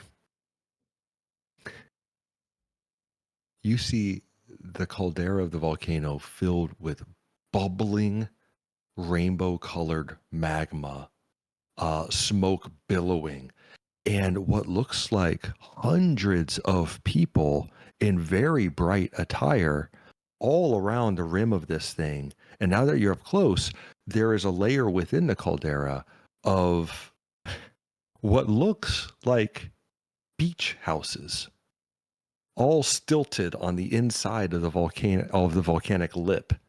And there's all these walkways, and people are having a gigantic party. And you see a flood of items being tossed into the volcano. And all of you bloop, bloop, bloop, bloop, bloop, bloop, just fall into the crowd like you're all in like these those big bubble things at a beach rave. Sorry about Well, that was a lot. Oh my didn't gosh, think- I'm so embarrassed.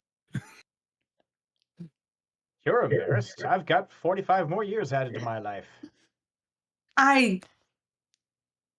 So much hair.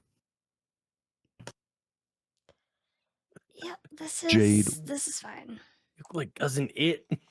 Jade, of the weapons that you already had on you and the ones maybe given to you by the people of boards, give me one or two of those that you are carrying. You said Jade or Shade? Oh, Jade, sorry. Oh. I have a double barrel shotgun. Not what I was expecting. Awesome. What's one other weapon that you had on you? I have a magical staff. Think of Sailor Moon. Nice. The staff is fully intact. And as you see it, you get a sinking feeling because you did feel something change. And you pull out the double-barreled shotgun. It is still a shotgun, but it looks like something from a Looney Tunes cartoon. The proportions are way off. You have no idea what's loaded inside of this thing, but it is still structurally sound. It's a Toontown weapon, y'all. Oh my gosh. What is going on with my gun? Why is my gun suddenly 5 feet long and bending? Why is my hair suddenly 5 feet long? I quit this job. I don't even work at Best Buy anymore. Yeah, we went through the magical cloud, and that changed a lot of things. I'm considerably younger now. Marina just like, oh my god, there's going to be so much hair care involved now.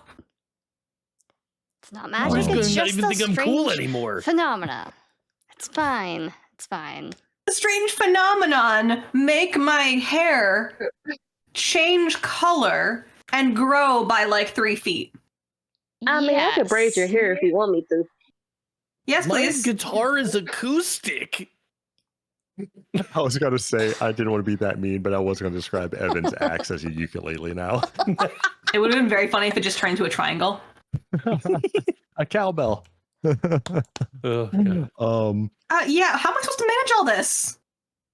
A voice right next to Laurebet says, and you guys realize, like, as the air cushions pop and everything, you have this moment together. You all landed right next to each other, which is fantastic. That orc's engineering and trajectory was incredible. But you now realizing you're like the din and ruckus of this rave starts to flood in, and a voice right next to Laurebet says, "Oh no, magic's totally real."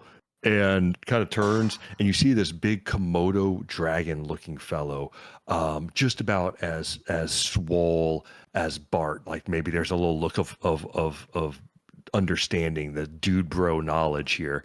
And he's got this leather vest on, capri pants, this blue Komodo dragon, and he's holding this golden orb in his hand. He says, "Magic's totally real. Watch." He tosses it off, and 2 seconds later, there's this rainbow ghost-like apparition flows up out of the magma and gives 2 thumbs up and then floats into the sky. You know what? That's nice and all. We're here for an an artifact. Um, something about seasons. Infinite seasons. Comma, iron of. Seasons. Yes. Iron Maiden? Yes. Mhm. Hey, look, I mean, if y'all are looking for something specific, you kind of came to the wrong place. And he looks around. You just see every one of these people is pulling some beautiful, incredible, obvious magical artifact and tossing it into the volcano. Got anything else you can go on here? First of all, why are y'all tossing magical items? He's like about to answer, and then another voice immediately answers and juts in, and it's this tiny little white furred creature, almost looks like a lemur, and it's got butterfly wings, and it flies and hovers right in front of you guys and says, Oh, I'm so glad you asked. No one down below ever asks. It's our favorite thing. We feed gurgling Gary so that we may send an everlasting beam into the heavens so that more pilgrims will come and join the ever-raging rager. Oh, you're Wait. Do you guys need like a band So or this is anything? Yes, is- and yes. this is a party. You know what? I Yes. get it now. I get it now. Have you considered sending out, like, normal invitations?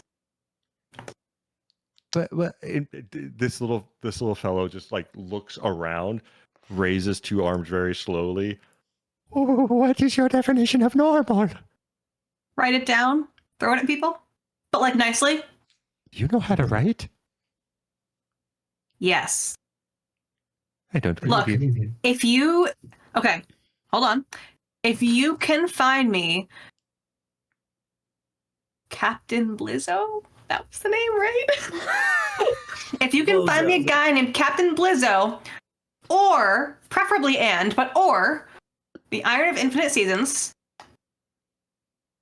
I will teach you how to write, and proof of concept, I'm going to, I'm going to look around. Does anyone have parchment? Of course, yeah.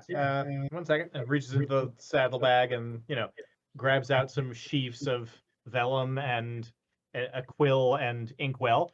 Great, thank you. I'll write a quick little hello and a smiley face. Proof I of think concept. as you get that paper from Bart, it is already like you can write on it, but it's already pretty covered with just scheduling macros.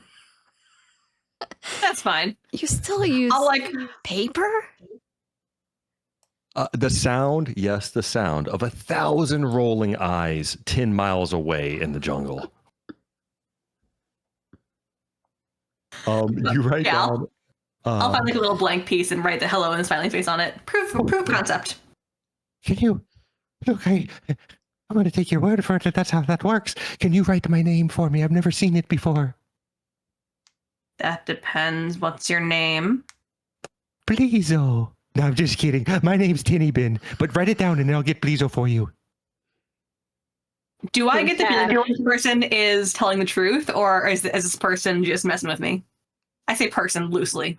I think this is going to be a diving bell roll for you. Oh, which one? The shift of paradigm, that your third roll.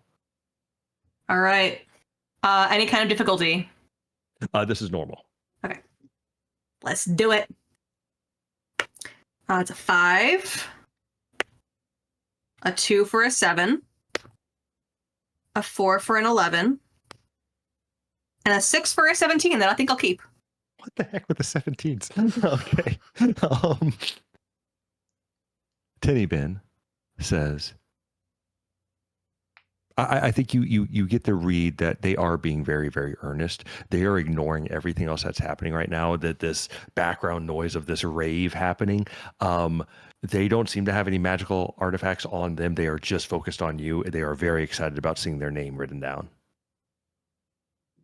All right. Does anyone have a slightly less used piece of paper, or sorry, parchment that I could use? I got like a Science show lady? flyer. Science lady, anyone? I don't I still have a normal carry piece of that. paper. Excellent. Thank you, Jade. Perfectly equipped. I will go ahead, take the quill, and in my best script, which should be clear isn't very good. Like I am more of a, work with my hands over a sit at a desk and write, but I'll do my best. I will write down my best phonetic, common tongue, spelling of this creature's name, and I will present it to them. Oh, I've just always wondered.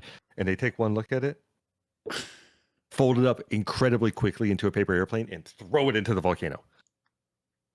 And you see it distantly as it hits, in a little magic puff of smoke. And Tinny Bench, I knew it. I knew it. My name is magical. You have given me a gift beyond all kin. I will find Blizo for you. just zooms off. And about 30 seconds later, y'all hear a muted boop, boop, boop, boop, boop, boop, boop, boop, boop, boop, boop, boop, boop, boop. And through the crowd comes a massive pink furred gorilla walking on hind legs with a leather vest and all sorts of like red feathers from an exotic bird. There's a seashell sewn in there and a big cutlass at one hip and Bumblekin sitting on his shoulder. And the gorilla walks up to all of you and says, "I hear you've all been looking for me." Yeah. That depends. Are you friendly? "Oh, that depends what you want." I think your friend there, Bumblekins, can vouch for us. Beep. Just turns and looks at Bumblekins on his shoulder, and the beeping has turned into just a boom. Says, "Yes, I have you to thank for this. And perhaps I should just gut you now." Or instead of doing that, you could give us your Iron of Infinite Seasons. And then we'll take the gelatinous friend off your hands so you can get rid of that incessant noise. Peace. I had peace for 2 months. I thought I was free of the curse. But no. Curse. No, Bumblekins. Curse. Long way back. Oh, it doesn't matter. The Iron of Infinite Seasons. Did Morella send you? Mushroom Lady, yeah. Mushroom Lady, aye. Ship's cook. The Iron of Infinite Seasonings. You came all this way on her errand for her pan. You got it? Apparently. The cast iron skillet, isn't it? Captain Blizo pulls out from a pouch what appears to be the most beautifully silver seasoned cast iron skillet you've ever seen in your life. And as he turns it, not so much the rainbow effect, but a magical sheen that you can like suddenly see an image of different colored seasoning popping up at the bottom of the pan. And he stares at it and says, "Yes, the user of this can summon whatever seasoning they want for their food." Narella just went on and on and on about the food from back home. I don't know why they want to cook with vanilla so much, but they miss it dearly, and you can't find it here. But, unfortunately, this is a very, very powerful magic item, and it is an offering of great import for me. And he kind of starts to lean the pan over the edge of the volcano. I don't know if I can part with it so easy. We came all this way for a hyper-specific food replicator? More eyes rolling in the distance. Well, okay, hold up. What if I told you that instead of the pan, you could give the volcano back some of its magic, some of its energy that it has bestowed upon us. Volcano gave you some of its magic. My hair was black 5 minutes ago. And about 3 You feet should have a shorter. really cool outfit. And I was 74. Huh. I believe you, and I believe you. I don't believe the kid. Oh, yeah. Yeah, no, the scrawny one. He looks around at the group.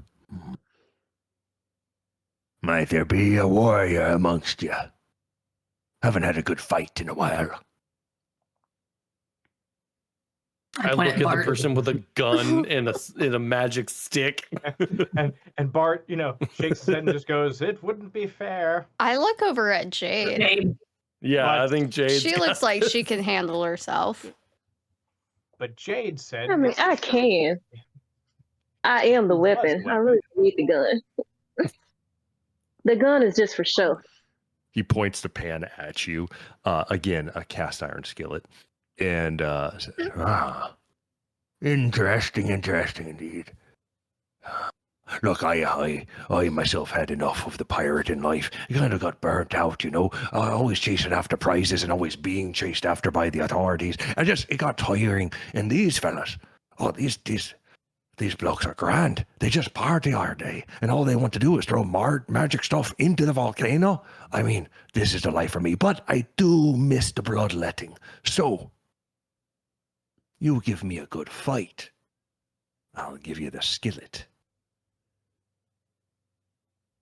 That sounds intriguing. On my planet, we used to eat gorillas. Well, I mean, then your planet and my planet have something in common. Cannibalism was a huge problem. That's why I became a pirate in the first place. I was rather scrawny for my kind. Mm-hmm. Yeah, pick off the weak first and all that, Yeah, see, we have something in common. Okay, well, I think we might make for a good fight. Let me clear a space. and he just starts like whacking people with the skillet, and they all just like move, and you get this little arena formed of you on the lip of this volcano overlooking the magic magma below, and people are kind of interested, but more they're just having a good time. Jade, you are facing off against about like a 8-foot tall pink furred gorilla wearing pirate clothes. There's a cutlass at his hip and a magic frying skillet in his hand and bumblikins on his shoulder. You, I think, have the opening initiative here. What do you want to do? I think I'm gonna attack full on. Right. Give me a which playset are you using? Fangs. Yes. Oh, fangs. Correct. Yeah. Correct. Give me the fangs roll. And by the way, as Jade attempts this, I will just give everyone a reminder that Blizzo is absolutely a pirate. So here goes the fight. Jade, you're going to roll your fangs and try to get between a 15 and 18 here. This is what you do. This is challenging. This is normal. Okay. Yep. So yeah, whatever the die I'll is, roll the- roll it as normal. Yep. Okay. I got a 6, Okay. 8. Ooh. So does that mean I got you're a at 1. Yeah, I was at you got- 14 and I got a 1. That's, okay. So that's 15. 15. Okay. So 15, yeah. You can attempt to go. 15 is the bare success, so it good. 18 is, of course, critical success. So you can continue to go, or you can keep the 15. It's up to you. You know what? I'm gonna try Oh, okay. Here we go. it. I got a 7. Okay. What is your opening move here on Blizzo? He's kind of standing there, just like challenge accepted, arms open. So I'm like, I don't know if you heard, but my dad is Blade. and they used to call him the vampire hunter. So I am going to run straight forward and jump and try to bite his neck. Okay. You do that. He doesn't move an inch, but Bumblykins does. And your whole head just goes right into Bumblykins, knocks the translator out the back of Bumblykins, and for a moment everything is muffled. And what is Jade's least favorite food? Pickles. I will also mention, if you guys had stayed in boards for a little longer, you would have met a lot of food named people, including Friar Dill. So, ask questions. As your head goes into Bumblykins, just salt and brine and pickle all over. And your head is stuck there as you all see Blizzo take the frying pan and just whack right into the side of Jade for a moment. And Jade, you go out the side of Bumblykins and rolling on the ground. He turns around. Is this the best you have to offer? I might be tossing this pan over the edge as it is. He's gonna start to approach Jade unless anyone else intervenes, or Jade, you can think of something else. I'll try and Like, distract him guys, with a please terrible help me. acoustic song. Okay, Just you are going to distracting. play. You got to make a defensive roll. It's going to be nearly impossible because you have a ukulele. Absolutely. Okay, so that means it goes up 2 sizes. Yep, 2 sizes. Are you trying to play Wonderwall on 4. ukulele? 5. 11. 16. Okay. I'm staying right there. He takes a step forward. What is that awful noise? What is that? Is that ska? I heard someone talk about ska as the worst thing that ever existed. Is that what that is? And he's like looking. Another fellow with like 7 arms coming out of his back and nowhere near where shoulders should be, and a very long neck, kind of peers around at you and says, Hey man, you're kind of harsh in the vibe with that music. Can you maybe not do that anymore? You know what? That thing looks very magical. You should toss it into Gary. How about I give it to you and you give me the frying pan that he's got? That's Blizzo. I don't want to die. Bye. and moves back into the crowd. Blizzo is momentarily distracted. He is also he was in the process of drawing his cutlass, so things are escalating. And at the same time, the volcano is starting to bubble a lot. You guys have noticed the magma level has reached almost to within about 20 feet of where you're standing. I think at this point, probably the best time to use the quarterstaff as it was intended and whack him in the whack him in a very inappropriate place. This is going to be very challenging just because he is a big gorilla. This would have been nearly impossible, but you are now 45 years younger and swole. Yeah. And sword is my D6, so I'll roll a D8. There we go. All right, so starting off with 6. 6 again for 12. 7. Which is 19. 19. He whips a hand around, grabs the staff, snaps it in half, and then grabs your shirt and or your robes, pushes you a little bit over the side of the magma, and the fumes come up, and one nostril just sprouts a big curly queue of turquoise nose hair. The other one filled just solid boogers that's going to take you a long time to clear. It says, not fighting fair. That's perfect. That's how the pirates do it.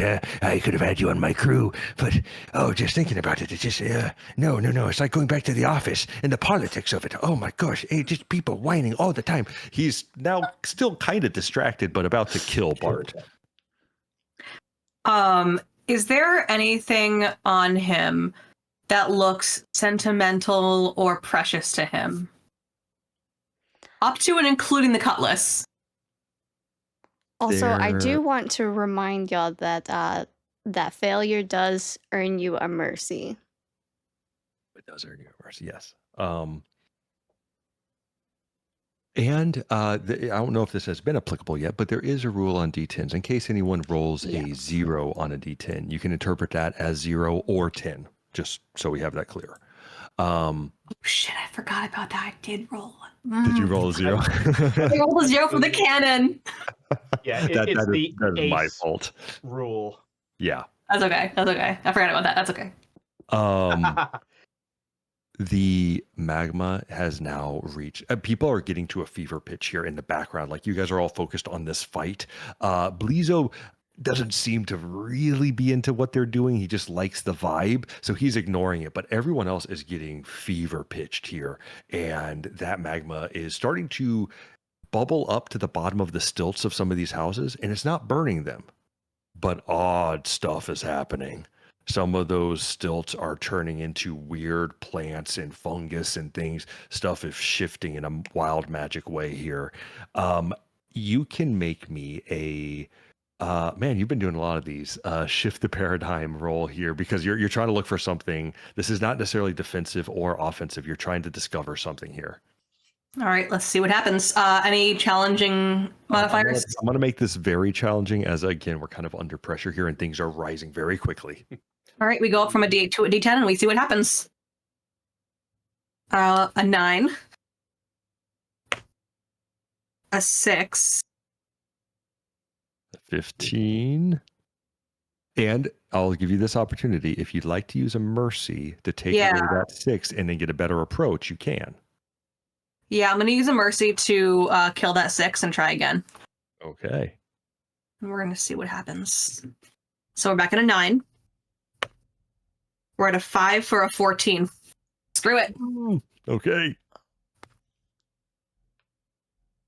Am I able to use more than one mercy in a round? Yeah. Oh, Great. okay, yes. That Take was it a back. 5, but I did have another mercy, so I'm going to go ahead. I'm still at a 14. That is better. That is a 17. Okay, because that was a 14, not a over failure. You can use that second mercy, absolutely. You get a 17 total again. Okay. As Blizzo is shifting around and his leather vest goes to one side, you see something that may be familiar to Evan, perhaps in the history books for Laurebet. Marina, I'm not so sure. You see hanging on a rope from the inside of his vest and now kind of dangling across his back as he shifts, there is a rope tied around an icosahedron, a D20. Mm-hmm. And you can tell that, that thread, there's something about the way that's positioned that it should normally be secreted at the small of his back. That thing means something to this guy. I want to try and snatch it. Okay. This I'm like I need you guys to be rolling as much as possible. So this is an offensive roll here, and this one's going to be just challenging because you see it. You're right there. He's distracted. He's holding Bart over the caldera. All right, we're going to stare into the abyss and dive in with some D6s. It's 2. 5 is 7. Plus 6 is 13. Okay. Full 6 is a 19. Let's see what happens. Plus 3 is a 16. Ooh. Okay. You snatch it, break the tong there that is attached to, and you have the D20 in your possession. Jade, you're on the ground, but at the moment, Blizzo is suddenly turning and looking behind him. He's holding Bart over the caldera. You and Laurebet, you, Jade, and Evan or Shade. I'm Jade Evan and now. Shade back to back here. Definitely Evan right Evan now. is out of instruments. So Yeah. Laurebet and Jade, you two are standing there. Anything you want to throw in this moment? I would like to pull out my Looney Tune gun. while he's distracted. All right. I think that I think I'm distracted by the caldera, and I want to know like what kind of energy is going on here. So I want to scan that. Okay. Jade, are you going to attempt to fire the gun at him? Yes. Okay, you give me the fangs roll. Laurebet, please give me a. This is going to be the shift to paradigm. You're using sci-fi, right? So is that Yeah. What's the term for that one? Technobabble. Technobabble. Yes. I will get these 2 rolls, and we're going to start resolving all this craziness that's happening. Is that a regular challenge? For Laurebet, this is going to be very challenging because this is something that is really challenging your worldview here. For Jade, this is actually going to be, because we haven't had one of these yet, this is going to be easy. You are in a fight, so it's not fully automatic, but you are pointing a giant Looney Tunes gun at an 8-foot tall pink gorilla, and you're like 2 feet away. So, yeah. So for Tink, that's going to be decrease the fangs die by 1. So if you have a D6, it'll be a D4. It just makes it easier to get the number you're looking for. Okay. So I'll roll a 4 die. A D4, yeah. Yeah. The Okay. four-sided, the little pyramid. You going first? Me? Actually, let's get Tink's roll, and then we'll get Sadie's. Okay. I got 3. 3 again. 2, so it's 8. 2. 1, so 11. Ooh, 4. Okay. That's You 15. have a 1 in 4 shot. Do of going it. over Do here. it. Yeah, I'm gonna do it. Oh my goodness. I'm gonna roll again. It's still on the floor. Mm-hmm. Whew, I got 3. Nice. Hell yes. Coming in clutch. Jade, what other than a ballistic shell or bullet or any sort of regular ammunition, what comes out of the Looney Tunes gun instead? Ooh. I feel like when Jade fires the gun, a baby dragon shoots out the gun. Double-barreled. 2 baby dragons. 2 baby. Yes. The barrels bulge all the way through to the end, and then there's a little sound as as they pop out of the end of the barrels. There is a blue dragon and a bright green dragon, and they come flying out. I think one is like the very Western Eurocentric classic D&D type dragon, and one is the more East Asian serpentine lion-headed type dragon, and they both come out of this thing and just slam. They don't like majestically soar and do breath weapons. They just slam into the back of Blizzo, who gets onto 1 foot and is very precariously about to fall over the edge. Bart gets pulled over back onto solid ground. Laurebet, as all of the actual action is happening, what is your role for scanning? All right, let's see. 5, 2, 7. That's 12. Marina, 18. I want you to be thinking what you want to do with that D20. An 18? Yes. Okay. Laurebet, what is the technology that you're actually using here? Is it just a scanner? Yeah, it's a handheld scanner.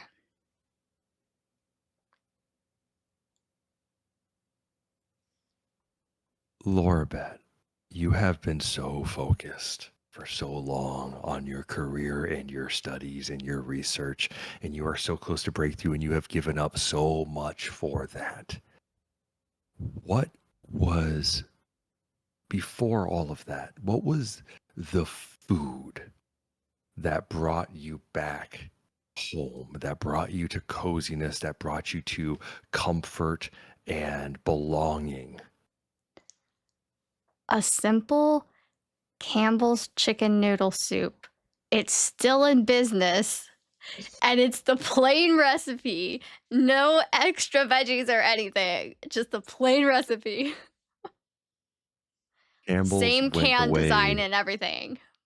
they went the way of Arizona iced tea. Just never raised their price. They knew what they had. It was pure gold and magic in a can, and you can smell it. And as you're looking at the scanner and the results don't matter because you're staring at what is slowly becoming what has been prophesized by all these people.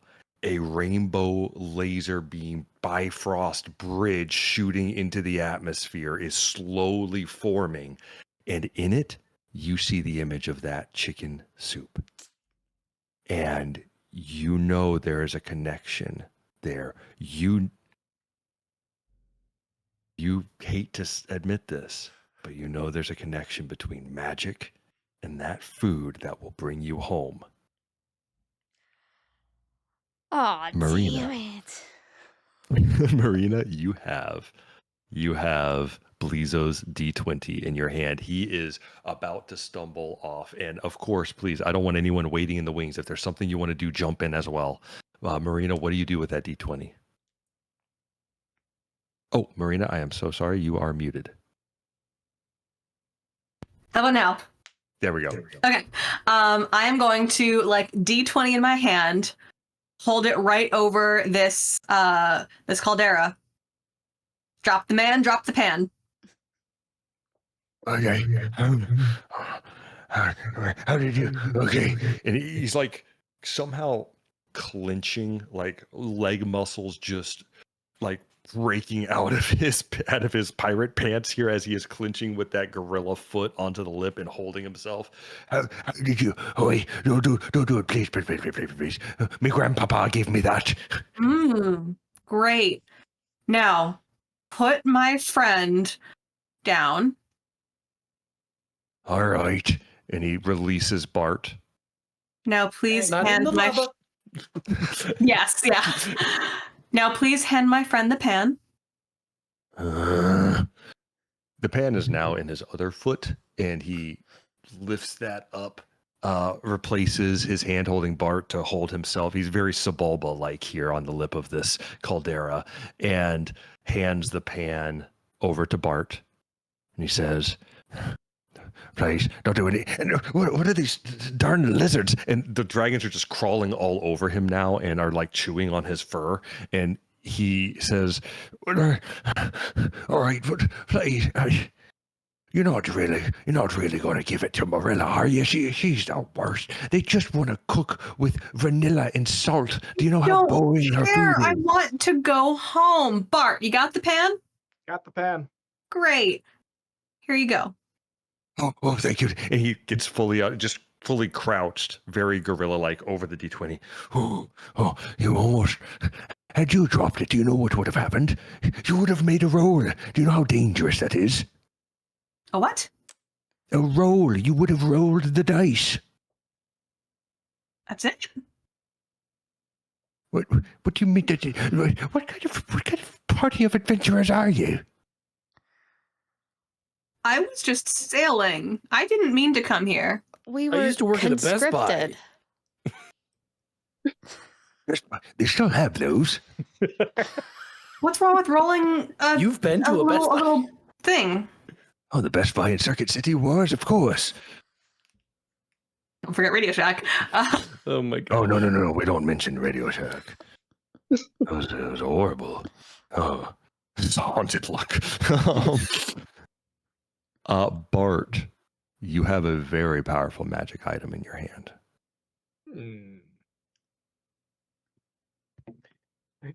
Well, I can't use it for myself. We need to give it back to Morel. Morella, thank you. Yes. Morel's the type of it. Yeah, anyway.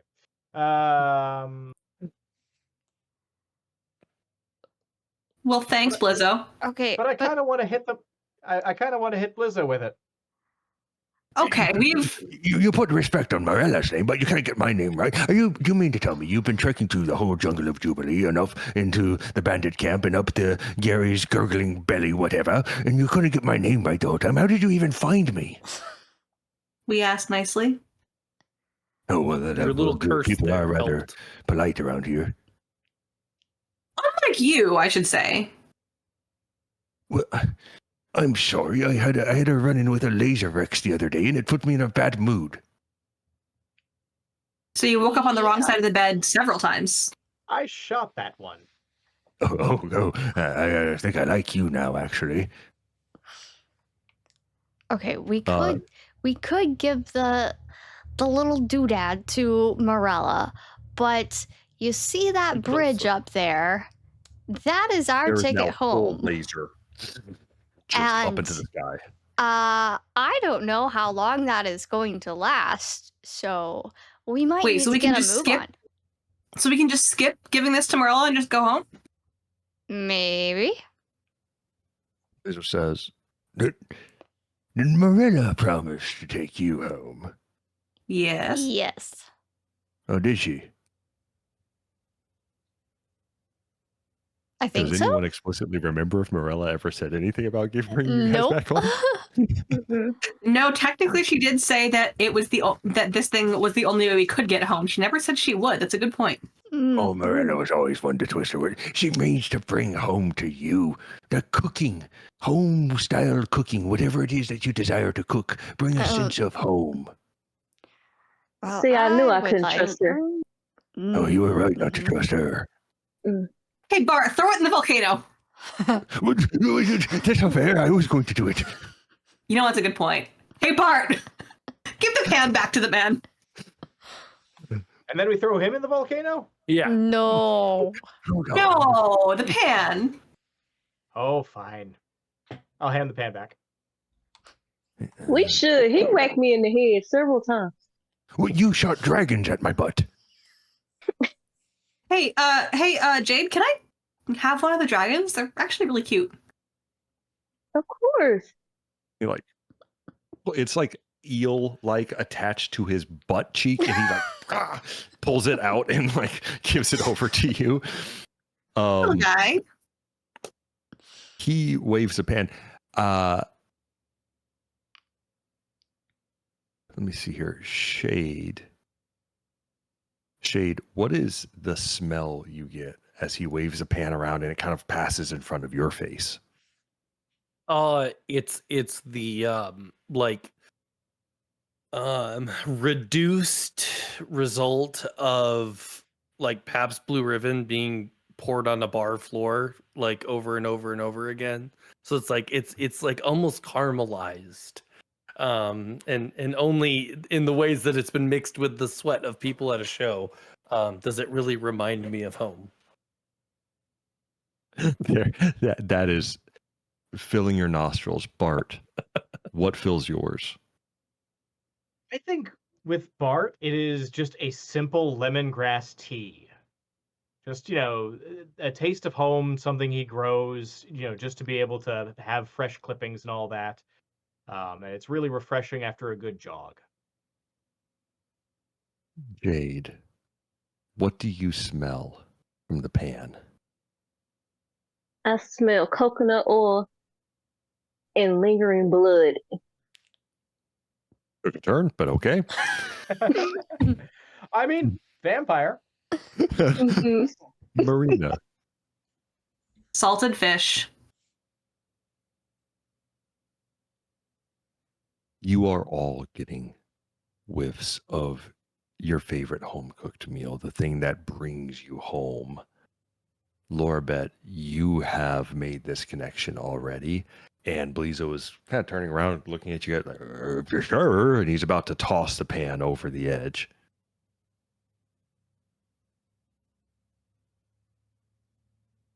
Does anyone intervene?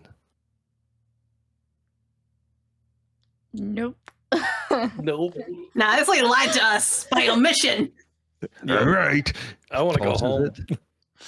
As the frying pan, because now the magma is fully erupting into the sky, you can also see that the level of it in the caldera is actually diminishing a bit. This is kind of just blowing all the magma into this rainbow target up into the atmosphere.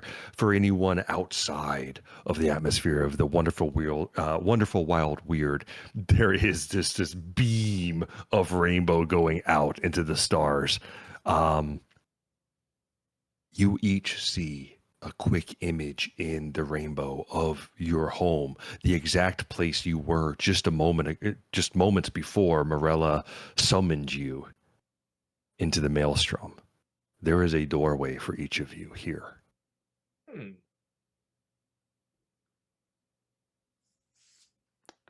Well, it was nice traveling with you all. I will overlook your outlooks on magic, but nonetheless, lovely spending time Enjoy with you your all. totally scientific door. Exactly. There's a call from the crowd. I told you magic was real. Oh crap, my fishing rod. I'm gonna dive in after it. Marina, no, goodbye. You guys have been cool. Maybe come by a show sometime. I gotta find my outfit. I gotta make a new one. Man, Party City's closing. Maybe I can get some stuff on sale. And I just gotta go through my door. Evan, you do feel as you step through, you feel a slight heaviness around you as you do, and a squeaking of wood as you step back into your room. Bart.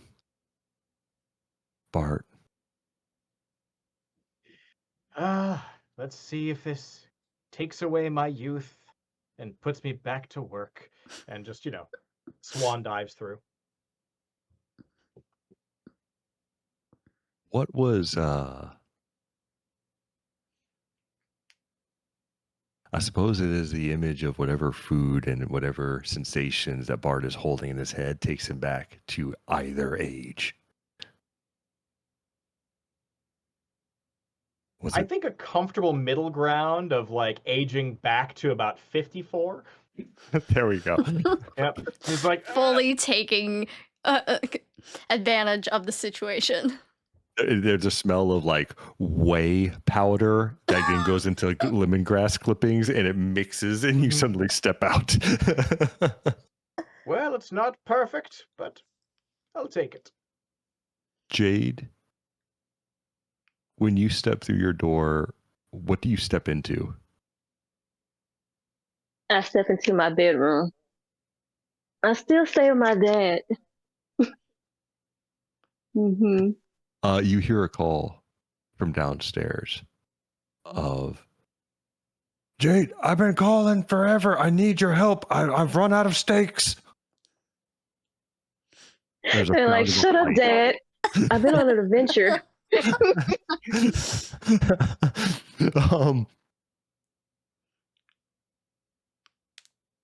As you all step through these doors, you are returning home from this adventure. Evan, you hear a voice.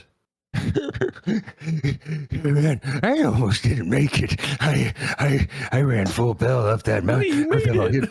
You turn around, and the hyena dude is standing there with his bass guitar. Says, "We got some beautiful music to make." Absolutely. Oh my gosh. This is the greatest thing that's ever happened to me. And we fade out as the sound of a beautiful guitar duo. Yeah. Not really beautiful. Subjective. Do you also feel absolute despair? And somewhere there is a jungle village of disaffected former pirates who will just have to continue eating bland food for the time being. Oh god, we've That's why doomed you them tell to a the lifetime truth. of like white people food. Oh god. And with that, we close out our stream of Fortune Favors Dice.